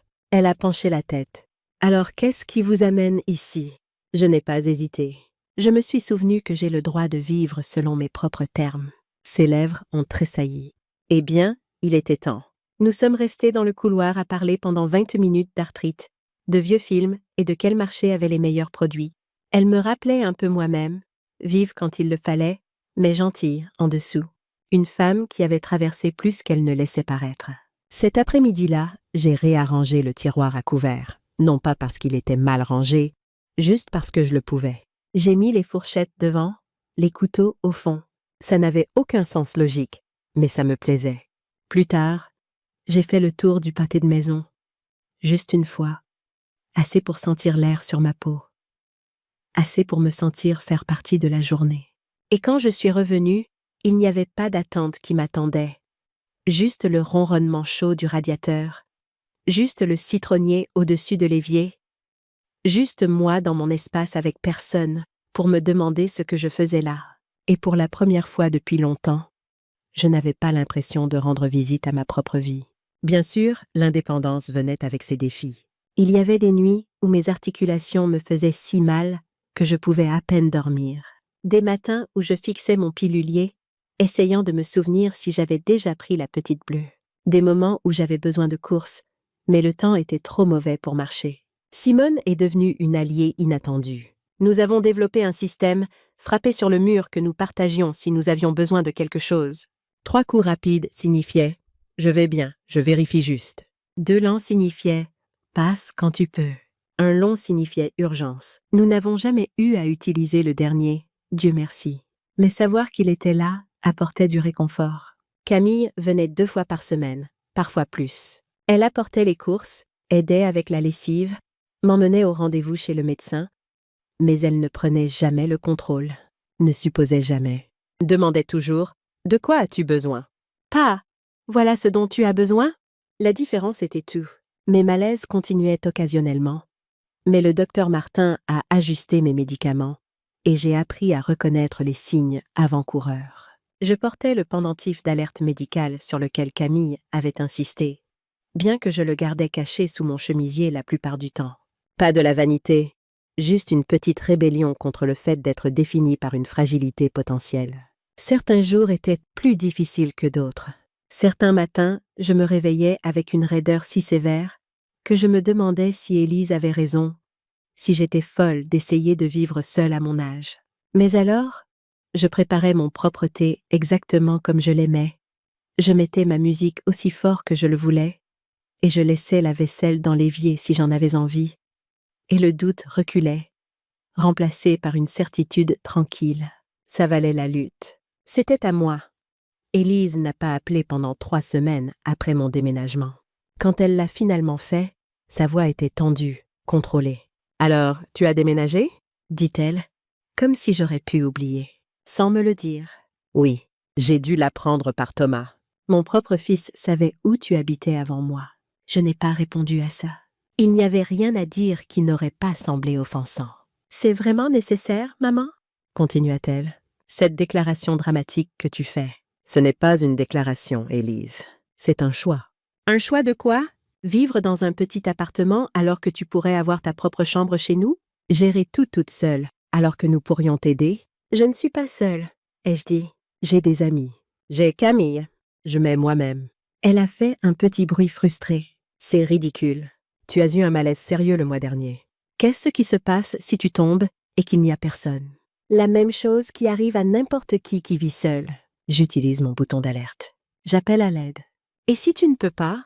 Alors je fais face aux conséquences de mon choix, ai-je dit. Comme je l'ai fait toute ma vie. La ligne est restée silencieuse un moment, puis d'une voix plus douce.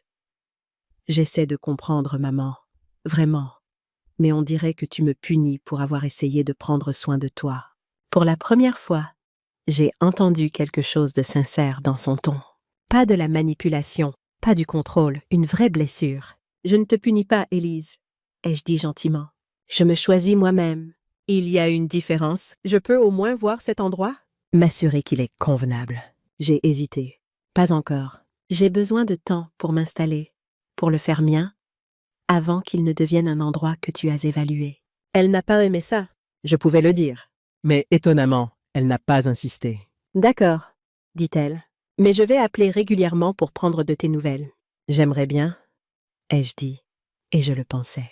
Après avoir raccroché, je me suis assise sur mon petit balcon, regardant le soir s'installer sur le parc de l'autre côté de la rue. Notre conversation avait été brève, guindée, mais c'était un début. Pas une réconciliation, Pas encore, mais une reconnaissance. Ça devrait suffire pour l'instant. Élise a tenu parole. Elle appelait chaque dimanche après-midi, précisément à 14 heures. Nos conversations étaient prudentes, tournant autour de la météo, des tournois de foot de Thomas, des dernières annonces de Christophe, ne touchant jamais au courant plus profond qui nous avait séparés, ne mentionnant jamais le trust, le testament, la procuration. C'était une paix fragile, mais une paix quand même. Puis est venue l'invitation, un dîner de famille chez Élise. « Juste nous, dit-elle. Toi, moi, Christophe, Thomas et Camille, si elle est libre. » J'ai été surprise par l'inclusion de Camille. Élise et sa nièce n'avaient jamais été particulièrement proches, leur relation tendue par l'ombre de l'absence de Margot. « Quelle est l'occasion ?» ai-je demandé. « Il doit y en avoir une ?» J'ai pensé que ce serait bien de réunir tout le monde. Ça fait un moment. Quelque chose dans sa voix sonnait trop soigneusement désinvolte, mais j'ai accepté quand même. Ce serait charmant. « Qu'est-ce que je peux apporter ?» « Juste toi-même, » dit-elle. On s'occupe de tout. J'aurais dû savoir à ce moment-là que quelque chose n'allait pas. Élise ne ratait jamais une occasion de déléguer. Le soir du dîner, Camille est venue me chercher à mon appartement. Elle avait l'air tendue, son sourire facile habituel, remplacé par quelque chose de plus prudent. « Ça va ?» ai-je demandé pendant qu'on conduisait. Elle a hoché la tête trop vite. « Bien, juste une longue journée au travail. »« Camille Fontaine, tu n'as jamais su me mentir. »« Qu'est-ce qui se passe ?» Elle a serré le volant plus fort. « Tante Élise m'a appelé hier. Elle voulait se coordonner avant le dîner de ce soir. »« Coordonner quoi ?» Camille m'a jeté un coup d'œil, puis est revenue à la route. Elle dit qu'elle s'inquiète pour toi. Que vivre seul ne marche pas. Que tu as eu plus de malaise que tu ne l'admets. Ce n'est pas vrai. Je sais. C'est moi qui t'emmène à tes rendez-vous chez le médecin. Tu te souviens? Mais elle a fait croire que tu étais à une chute de la maison de retraite. J'ai ressenti un frisson malgré la chaleur de la voiture. Et qu'est-ce qu'elle voulait de toi? Présenter un front uni ce soir, pour t'aider à te convaincre qu'il est temps de retourner vivre chez eux. Maintenant, ça avait du sens. Le dîner. L'inclusion soignée de Camille. Élise organisait une intervention. « Qu'est-ce que tu lui as dit ?»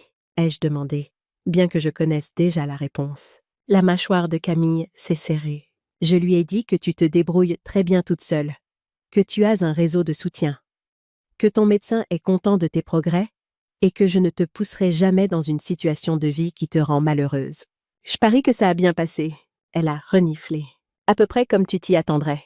Elle a dit que j'étais irresponsable, que je ne comprenais pas la responsabilité de te laisser vivre seule. Responsabilité, ai-je répété. C'est un choix de mots intéressant. Ouais, j'ai pensé la même chose. Nous avons roulé en silence un moment, chacune perdue dans ses pensées. En tournant dans la rue d'Élise, j'ai tendu la main et serré le bras de Camille. « Merci, » ai-je dit, de m'avoir défendue. Elle m'a fait un sourire rapide. « Toujours, mamie. » La maison d'Élise était exactement comme dans mon souvenir. Impeccable, chère, froide, le genre d'endroit où on a peur de poser son verre sans dessous de verre. Elle nous a accueillis à la porte avec un sourire d'hôtesse parfait, m'embrassant sur la joue et donnant à Camille une étreinte raide. « Tout le monde est dans le salon, » dit-elle en montrant le chemin. « Maman, tu te souviens du docteur Dumont ?» Il était au dîner des Beaumont. Je n'avais pas remarqué la voiture supplémentaire dans l'allée, mais il était là, un homme grand, aux cheveux argentés et aux lunettes cerclées de métal, se levant du canapé avec un sourire rodé. Le docteur Richard Dumont, pas mon médecin, un étranger. Je me suis arrêtée dans l'embrasure de la porte. « Qu'est-ce que c'est que ça, Élise ?» Son sourire n'a pas vacillé. « Juste un dîner, maman. » Le docteur Dumont est un vieil ami de Christophe de la fac. Il se trouve qu'il était en ville et nous avons pensé que ce serait sympa de l'inclure. Un mensonge. Je pouvais le voir dans la tension autour de ses yeux, dans la façon dont Christophe ne me regardait pas vraiment dans les yeux, dans les mouvements nerveux de Thomas au bord du canapé. Camille s'est rapprochée de moi, sa voix basse. « On peut partir si tu veux, mamie. »« Non, » ai-je dit en égalant son volume. « Je veux entendre ce qu'ils ont à dire. » Le dîner a été une affaire guindée. Le docteur Dumont a dominé la conversation avec des histoires sur son cabinet à Lyon, ses recherches sur les soins gériatriques, ses réflexions sur le soutien aux personnes âgées pour maintenir leur qualité de vie, ne s'adressant jamais directement à moi, mais rendant son expertise claire. Préparant le terrain, ce n'est qu'au dessert, Un cheesecake acheté en magasin qu'Élise avait soigneusement transféré dans son propre plat de service.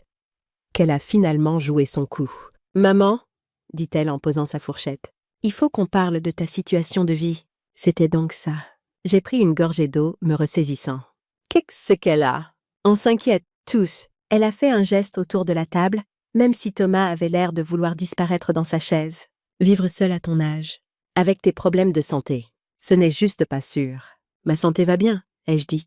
Le docteur Martin le dit. Les généralistes ne sont pas des spécialistes, a interjectionné le docteur Dumont en douceur. Il manque souvent des signes subtils de déclin cognitif. Je me suis tournée vers lui, gardant ma voix égale. Et vous avez diagnostiqué ce déclin sur la base de quoi exactement? La façon dont je tiens ma fourchette? Le fait que j'arrive à suivre vos histoires ennuyeuses sur le golf? Son sourire a vacillé.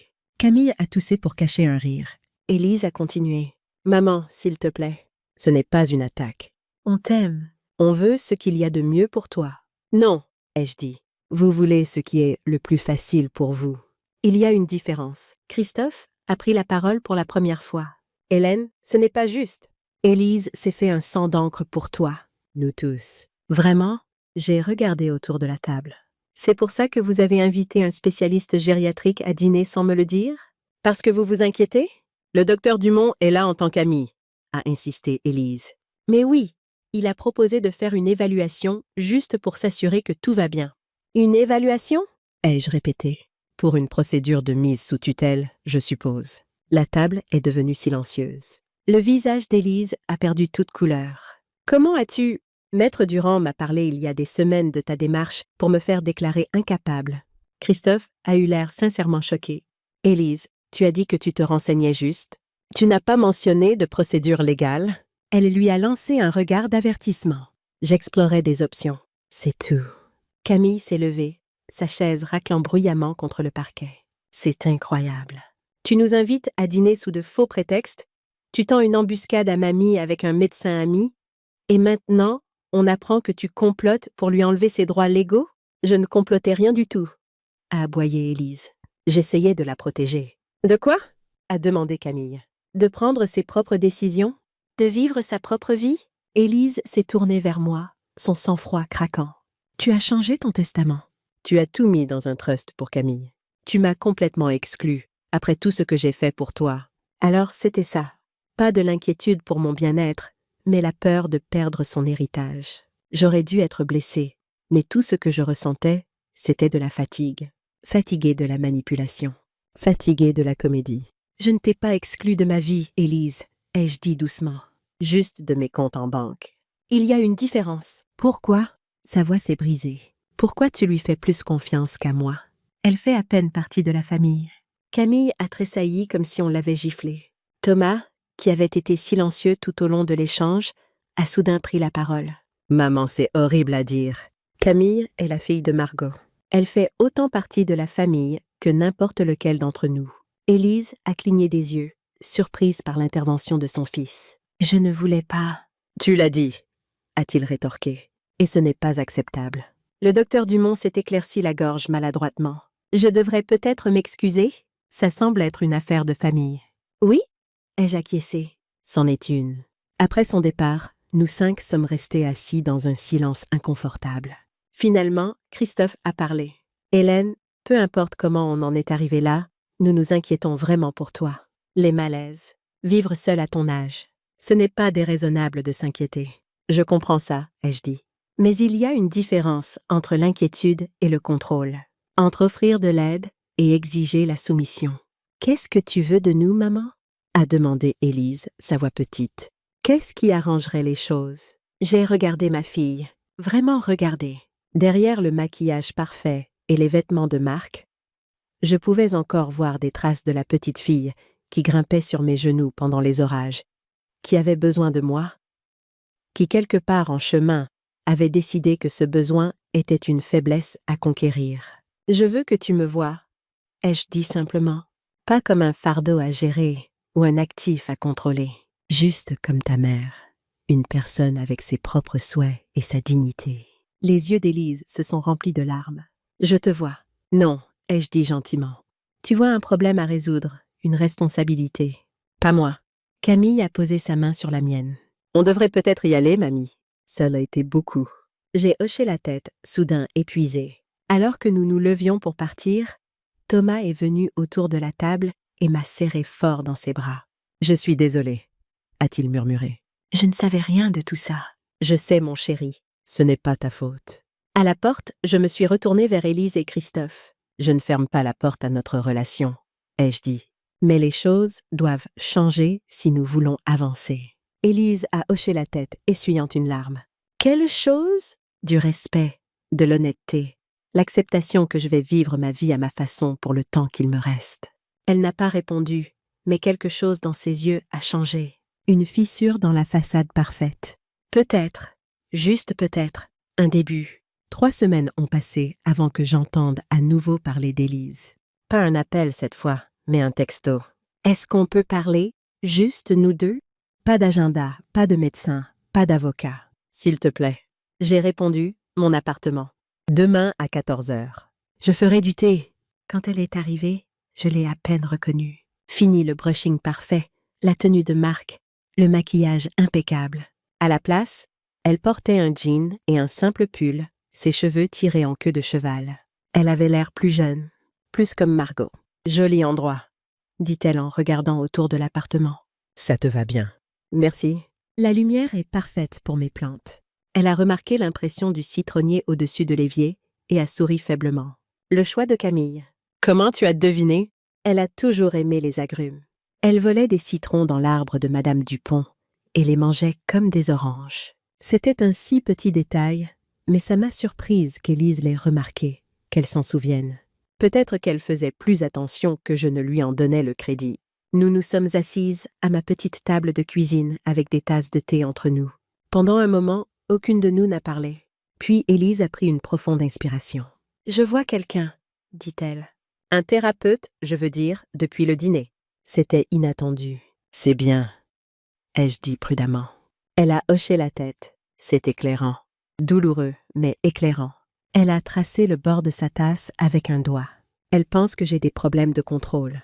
Malgré tout, j'ai dû sourire. Je suis choquée. Élise a levé les yeux, surprise, puis a laissé échapper un rire réticent.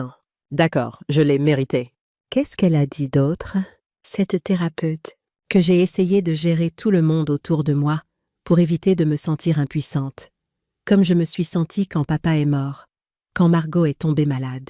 Elle a avalé avec difficulté. Quand tu as commencé à vieillir, j'ai tendu la main à travers la table et pris la sienne. Je vieillis, Élise. Ce n'est pas quelque chose que tu peux réparer ou contrôler. Je sais. Logiquement, je le sais. Mais chaque fois que tu avais un malaise ou que tu oubliais quelque chose, tout ce que je pensais, c'était « je la perds, elle aussi ». Et au lieu d'avoir juste peur, j'ai essayé de prendre le contrôle. De tout arranger de la seule façon que je connaissais, en contrôlant tout. Elle a hoché la tête, les yeux se remplissant de larmes. Je ne le voyais pas comme du contrôle. Je le voyais comme de l'aide, comme être la responsable. Tu as toujours été responsable, ai-je dit. Même enfant. Toujours à faire des listes, à organiser tes jouets, à t'inquiéter de l'avenir. Margot était le contraire, dit Élise doucement. Toujours dans l'instant, jamais inquiète du lendemain. Vous vous équilibriez. Elle a essuyé une larme. Elle me manque. Tous les jours. À moi aussi. Nous sommes restées assises en silence un moment, toutes les deux perdues dans les souvenirs de la fille et la sœur que nous avions aimées et perdues. Puis Élise a serré ma main. Je suis désolée, maman. Pour tout. Pour t'avoir traité comme un problème à résoudre au lieu d'une personne à aimer. Pour le dîner cette nuit-là, pour t'avoir dit de manger après tout le monde. J'étais tellement prise par le fait d'impressionner les Beaumont, de tout rendre parfait, que j'ai oublié ce qui compte vraiment. Et c'est quoi? La famille, dit-elle simplement.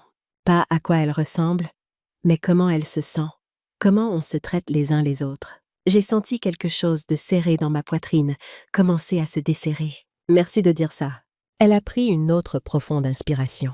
Je veux aussi que tu saches que j'ai parlé à Maître Durand. J'ai formellement retiré toute demande concernant une tutelle. C'était mal de ma part d'y avoir même pensé. Oui, ça l'était. Et je comprends pour le trust, pour le testament. Je ne suis pas d'accord. Je pense toujours que Thomas devrait avoir quelque chose à considérer. Mais c'est ton argent, ton choix. C'était du progrès mais pas encore de la compréhension. Ce n'est pas pour exclure Thomas, Élise? C'est pour faire confiance à Camille, pour honorer mes souhaits, y compris prendre soin de Thomas si besoin. Elle a hoché la tête lentement. Je comprends ça maintenant. Je crois. Elle a hésité, puis a ajouté « J'ai parlé à Camille aussi, j'essaie de reconstruire. » Comment ça se passe? Maladroitement, a-t-elle admis. Mais on essaie. Elle ressemble beaucoup à Margot. Oui. Élise a regardé autour de l'appartement à nouveau, ses yeux s'arrêtant sur les petits détails. Le tiroir à couverts réarrangé que j'avais laissé ouvert, la plante sur le rebord de la fenêtre, le CD de jazz à côté de la chaîne stéréo. « Tu as l'air heureuse ici, » dit-elle, semblant presque surprise. « Je le suis. Même avec les escaliers, tes genoux, je me débrouille, ai-je dit. Et quand je ne pourrai plus, je m'adapterai. C'est ça que veut dire l'indépendance, Élise. Pas tout faire toute seule, mais faire mes propres choix sur quand et comment accepter de l'aide. » Elle a absorbé ça, puis a hoché la tête. J'aimerais faire partie de cette aide. Quand tu le veux, si tu le veux. C'était une offre généreuse, humble, si différente de l'Élise d'il y a quelques mois. J'aimerais ça, ai-je dit. À certaines conditions. Dis-moi, tu demandes, tu ne dictes pas. Tu proposes, tu ne supposes pas. Et plus important, tu te souviens que m'aider ne te donne pas le droit de me contrôler. Elle a souri tristement. Ma thérapeute a dit presque exactement la même chose. Femme intelligente. Elle l'est.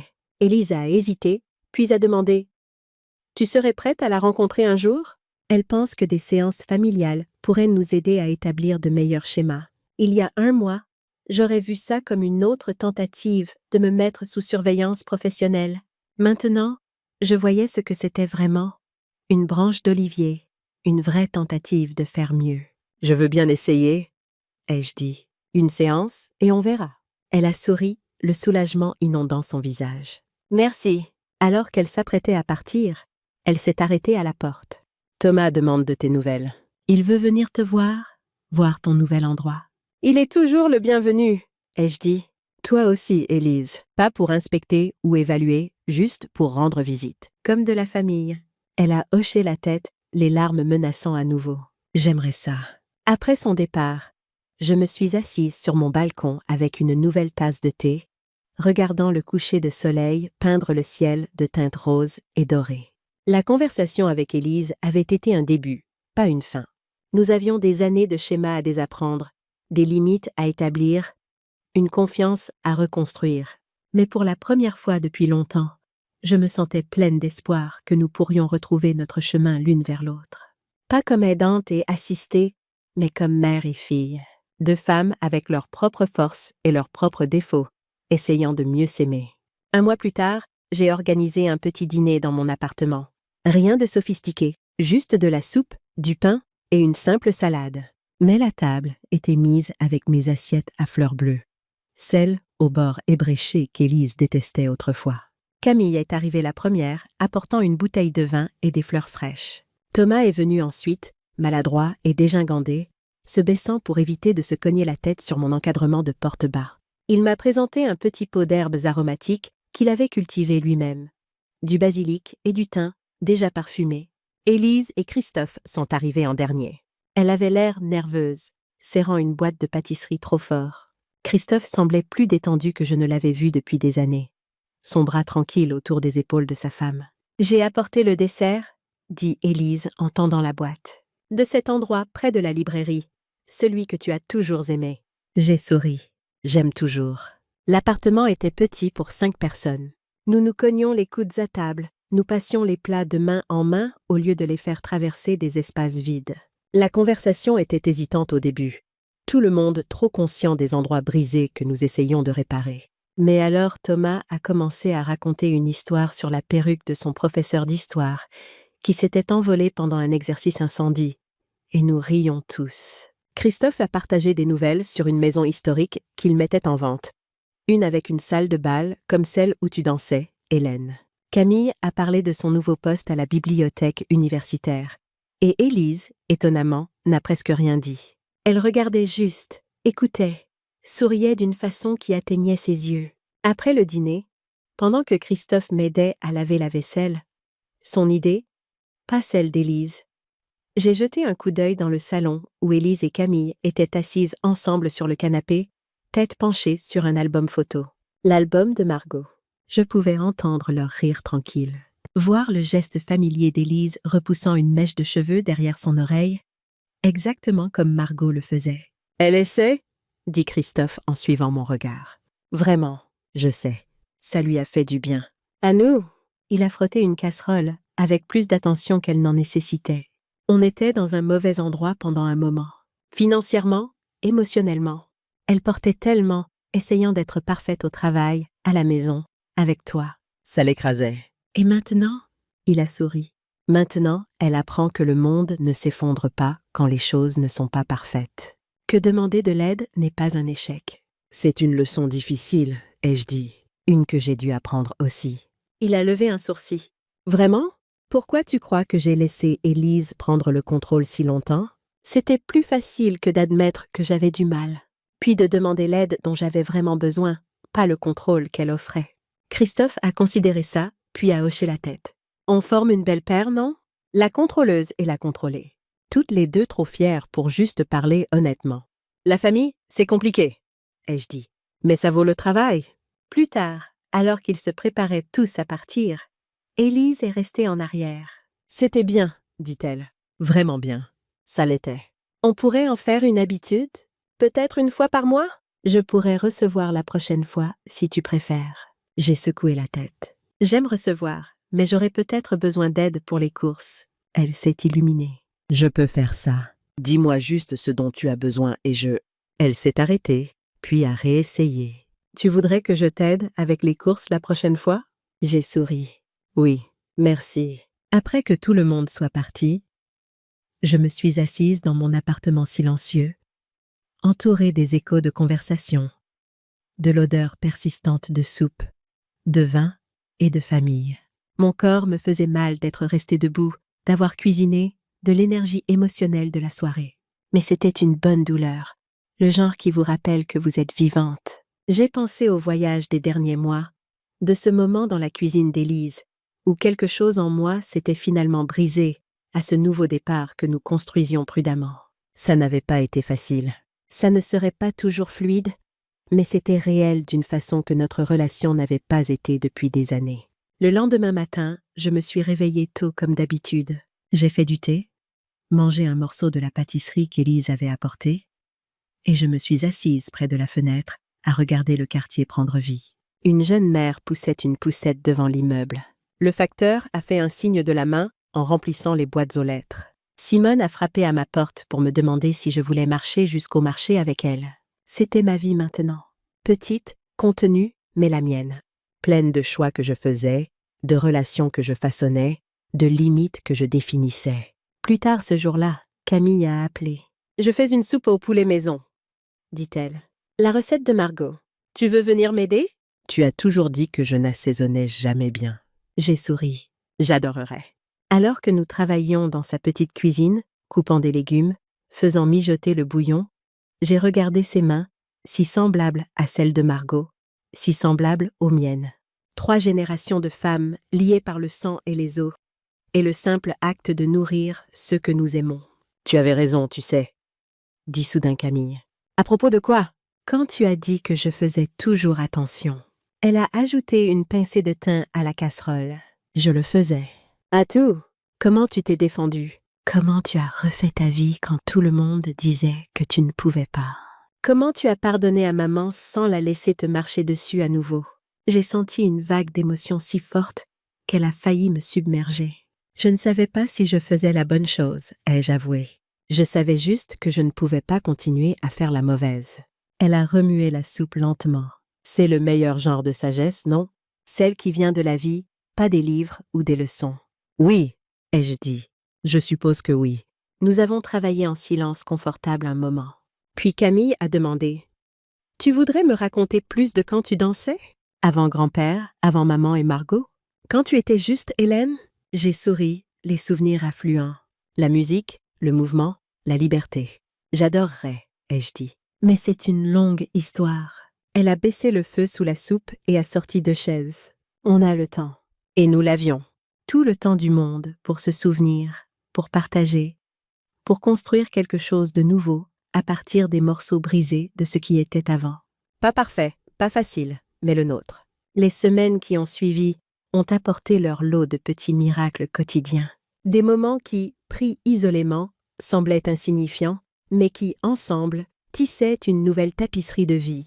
Un mardi matin, alors que je faisais mes courses au marché avec Simone, j'ai croisé une ancienne collègue que je n'avais pas vue depuis la retraite, Marie-Thérèse, avec ses cheveux maintenant complètement blancs et son rire toujours aussi sonore. Nous avons parlé pendant une demi-heure devant l'étal des fromages, échangeant des nouvelles, des souvenirs, des promesses de se revoir. En rentrant, Simone m'a regardée avec un sourire entendu. « Tu vois, » dit-elle, « la vie continue de t'apporter des surprises quand tu lui laisses de la place. » Elle avait raison. En fermant toutes les portes sauf une, celle qu'Élise contrôlait, j'avais oublié combien le monde était vaste, combien de connexions existaient encore pour moi si je me donnais la peine de les chercher. J'ai commencé à sortir plus, pas de grandes aventures, juste des petites explorations. La bibliothèque municipale le mercredi après-midi. Le café près du parc le vendredi matin. Le cours de gymnastique douce pour seniors au centre culturel le lundi. À chaque sortie, je découvrais un peu plus de cette femme que j'avais été avant de devenir seulement une mère, seulement une grand-mère, seulement quelqu'un dont on s'occupe. Un après-midi de novembre, alors que la pluie tambourinait contre les vitres de mon appartement, j'ai reçu un colis. L'adresse de retour était celle d'Éléonore. À l'intérieur, enveloppé dans du papier de soie, se trouvait un vieux disque vinyle. Sur l'étiquette, écrit à la main, « Pour Hélène, en souvenir de nos soirées dansantes ». Et dessous, une note. J'ai retrouvé ce disque en faisant du tri. « Tu te souviens de cette nuit où nous avions dansé jusqu'à l'aube dans mon salon pendant que nos maris dormaient et que les enfants faisaient semblant de ne pas nous entendre ? Continue de danser, ma vieille amie. » Je n'avais pas de tourne-disque, mais j'ai gardé le vinyle sur mon étagère, visible depuis le canapé. Un rappel tangible de qui j'avais été, de qui je pouvais encore être. La relation avec Élise continuait de s'améliorer, lentement mais sûrement. Elle venait me voir une fois par semaine maintenant, parfois avec Thomas, parfois seule. Nous avions appris à parler autrement, à écouter vraiment au lieu d'attendre notre tour pour parler. Un dimanche, elle m'a emmené voir la maison où elle avait grandi, celle que j'avais vendue il y a des années quand j'avais déménagé chez elle. Les nouveaux propriétaires avaient refait le jardin, ajouté une véranda, peint les volets en bleu au lieu du vert que j'avais toujours aimé. Mais l'érable était toujours là, plus grand maintenant, ses branches touchant presque le toit. « Tu te souviens du jour où Margot est tombée de cet arbre ?» a demandé Élise, les yeux fixés sur les branches. Elle avait essayé de grimper jusqu'en haut pour voir si elle pouvait apercevoir la mer. J'ai ri. Elle avait 7 ans. Elle était convaincue que si elle montait assez haut, elle verrait l'océan. Même quand papa lui a expliqué que la mer était à des centaines de kilomètres. Elle a toujours eu cette capacité de croire en l'impossible, dit Élise doucement. Moi, je ne croyais qu'en ce que je pouvais voir, toucher, contrôler. C'est pour ça que je suis devenue directrice marketing, je suppose. Et moi, pourquoi je me suis laissée effacer? Nous sommes restées silencieuses un moment, chacune perdue dans ses pensées. Puis Élise a pris ma main. « Je suis désolée, maman. »« Pour tout !» Pour les années où j'ai pensé que t'aider signifiait te diriger. Pour n'avoir pas vu la différence. Je sais, ma chérie. Et je suis désolée aussi, d'avoir laissé faire, d'avoir renoncé à me battre pour moi-même. Elle m'a regardée, surprise. Tu n'as rien à te faire pardonner. Bien sûr que si. J'ai accepté le rôle que tu m'attribuais parce que c'était plus facile que de m'opposer. C'était plus simple de te laisser décider que de supporter le conflit. Nous sommes toutes les deux responsables de ce qui s'est passé. Elle a hoché la tête lentement, absorbant mes paroles. Puis, d'une voix plus légère, « Tu sais ce que ma thérapeute dit ? Que la culpabilité est un mauvais carburant pour le changement. Qu'il vaut mieux se concentrer sur ce qu'on veut construire plutôt que sur ce qu'on a détruit. » Elle a l'air sage, cette thérapeute. Elle l'est. Elle me rappelle un peu Margot, en fait, cette façon de voir au-delà des apparences. En rentrant chez moi ce soir-là, j'ai pensé à combien le chemin avait été long depuis ce dîner où j'avais emporté le rôti. Des mois de conflits, de révélations, de douleurs, mais aussi de croissance. Je n'aurais jamais imaginé que le simple acte de partir avec un plat de viande sous le bras pourrait déclencher une telle transformation. L'hiver est arrivé doucement. comme il le fait toujours dans notre région, avec ses matins givrés et ses après-midi qui sentent le feu de bois. J'ai passé les fêtes de fin d'année d'une façon que je n'aurais jamais cru possible quelques mois plus tôt. Le réveillon de Noël chez Élise, mais cette fois, assise à table avec tout le monde, participant aux conversations, riant des blagues de Thomas, échangeant des regards complices avec Camille. Et le jour de Noël, j'ai organisé un brunch dans mon petit appartement. Simone est venue, avec son chien minuscule qui s'est immédiatement endormi sur le canapé. Marie-Thérèse aussi, celle que j'avais retrouvée au marché. Camille et Thomas, bien sûr. Et Élise, qui a apporté des croissants de la meilleure boulangerie de la ville et qui n'a pas fait une seule remarque sur la taille de mon appartement ou l'étroitesse de ma cuisine. Ce n'est pas parfait, ma vie maintenant. Mon corps me rappelle chaque jour ses limites. Les escaliers sont parfois un défi. Les nuits sont longues quand l'insomnie vient. Mais c'est ma vie, avec ses imperfections et ses petites victoires. Avec ses moments de solitude choisis et ses moments de joie partagés. Un soir de janvier, alors que la neige tombait doucement dehors, Camille est venue me voir avec un cadeau inattendu. Un petit lecteur CD portable et un casque sans fil. Pour que tu puisses écouter ta musique n'importe où, dit-elle, même en marchant jusqu'au marché. Cette nuit-là, allongée dans mon lit avec Nina Simone dans les oreilles, j'ai senti quelque chose que je n'avais pas ressenti depuis longtemps. De la gratitude, oui, mais plus que ça. De la paix. Pas l'absence de problèmes ou de soucis, mais une acceptation profonde de ce qui était, de ce qui avait été, et de ce qui pouvait encore être. Le printemps est arrivé avec son cortège de fleurs et de promesses. J'ai commencé à préparer mon petit balcon pour accueillir des plantes, des herbes aromatiques comme celles que Thomas m'avait offertes, des géraniums comme ceux que ma mère cultivait quand j'étais enfant. Simone m'a aidé à choisir les pots au marché aux fleurs, me donnant des conseils avec l'assurance de quelqu'un qui a vu pousser des milliers de plantes dans sa vie.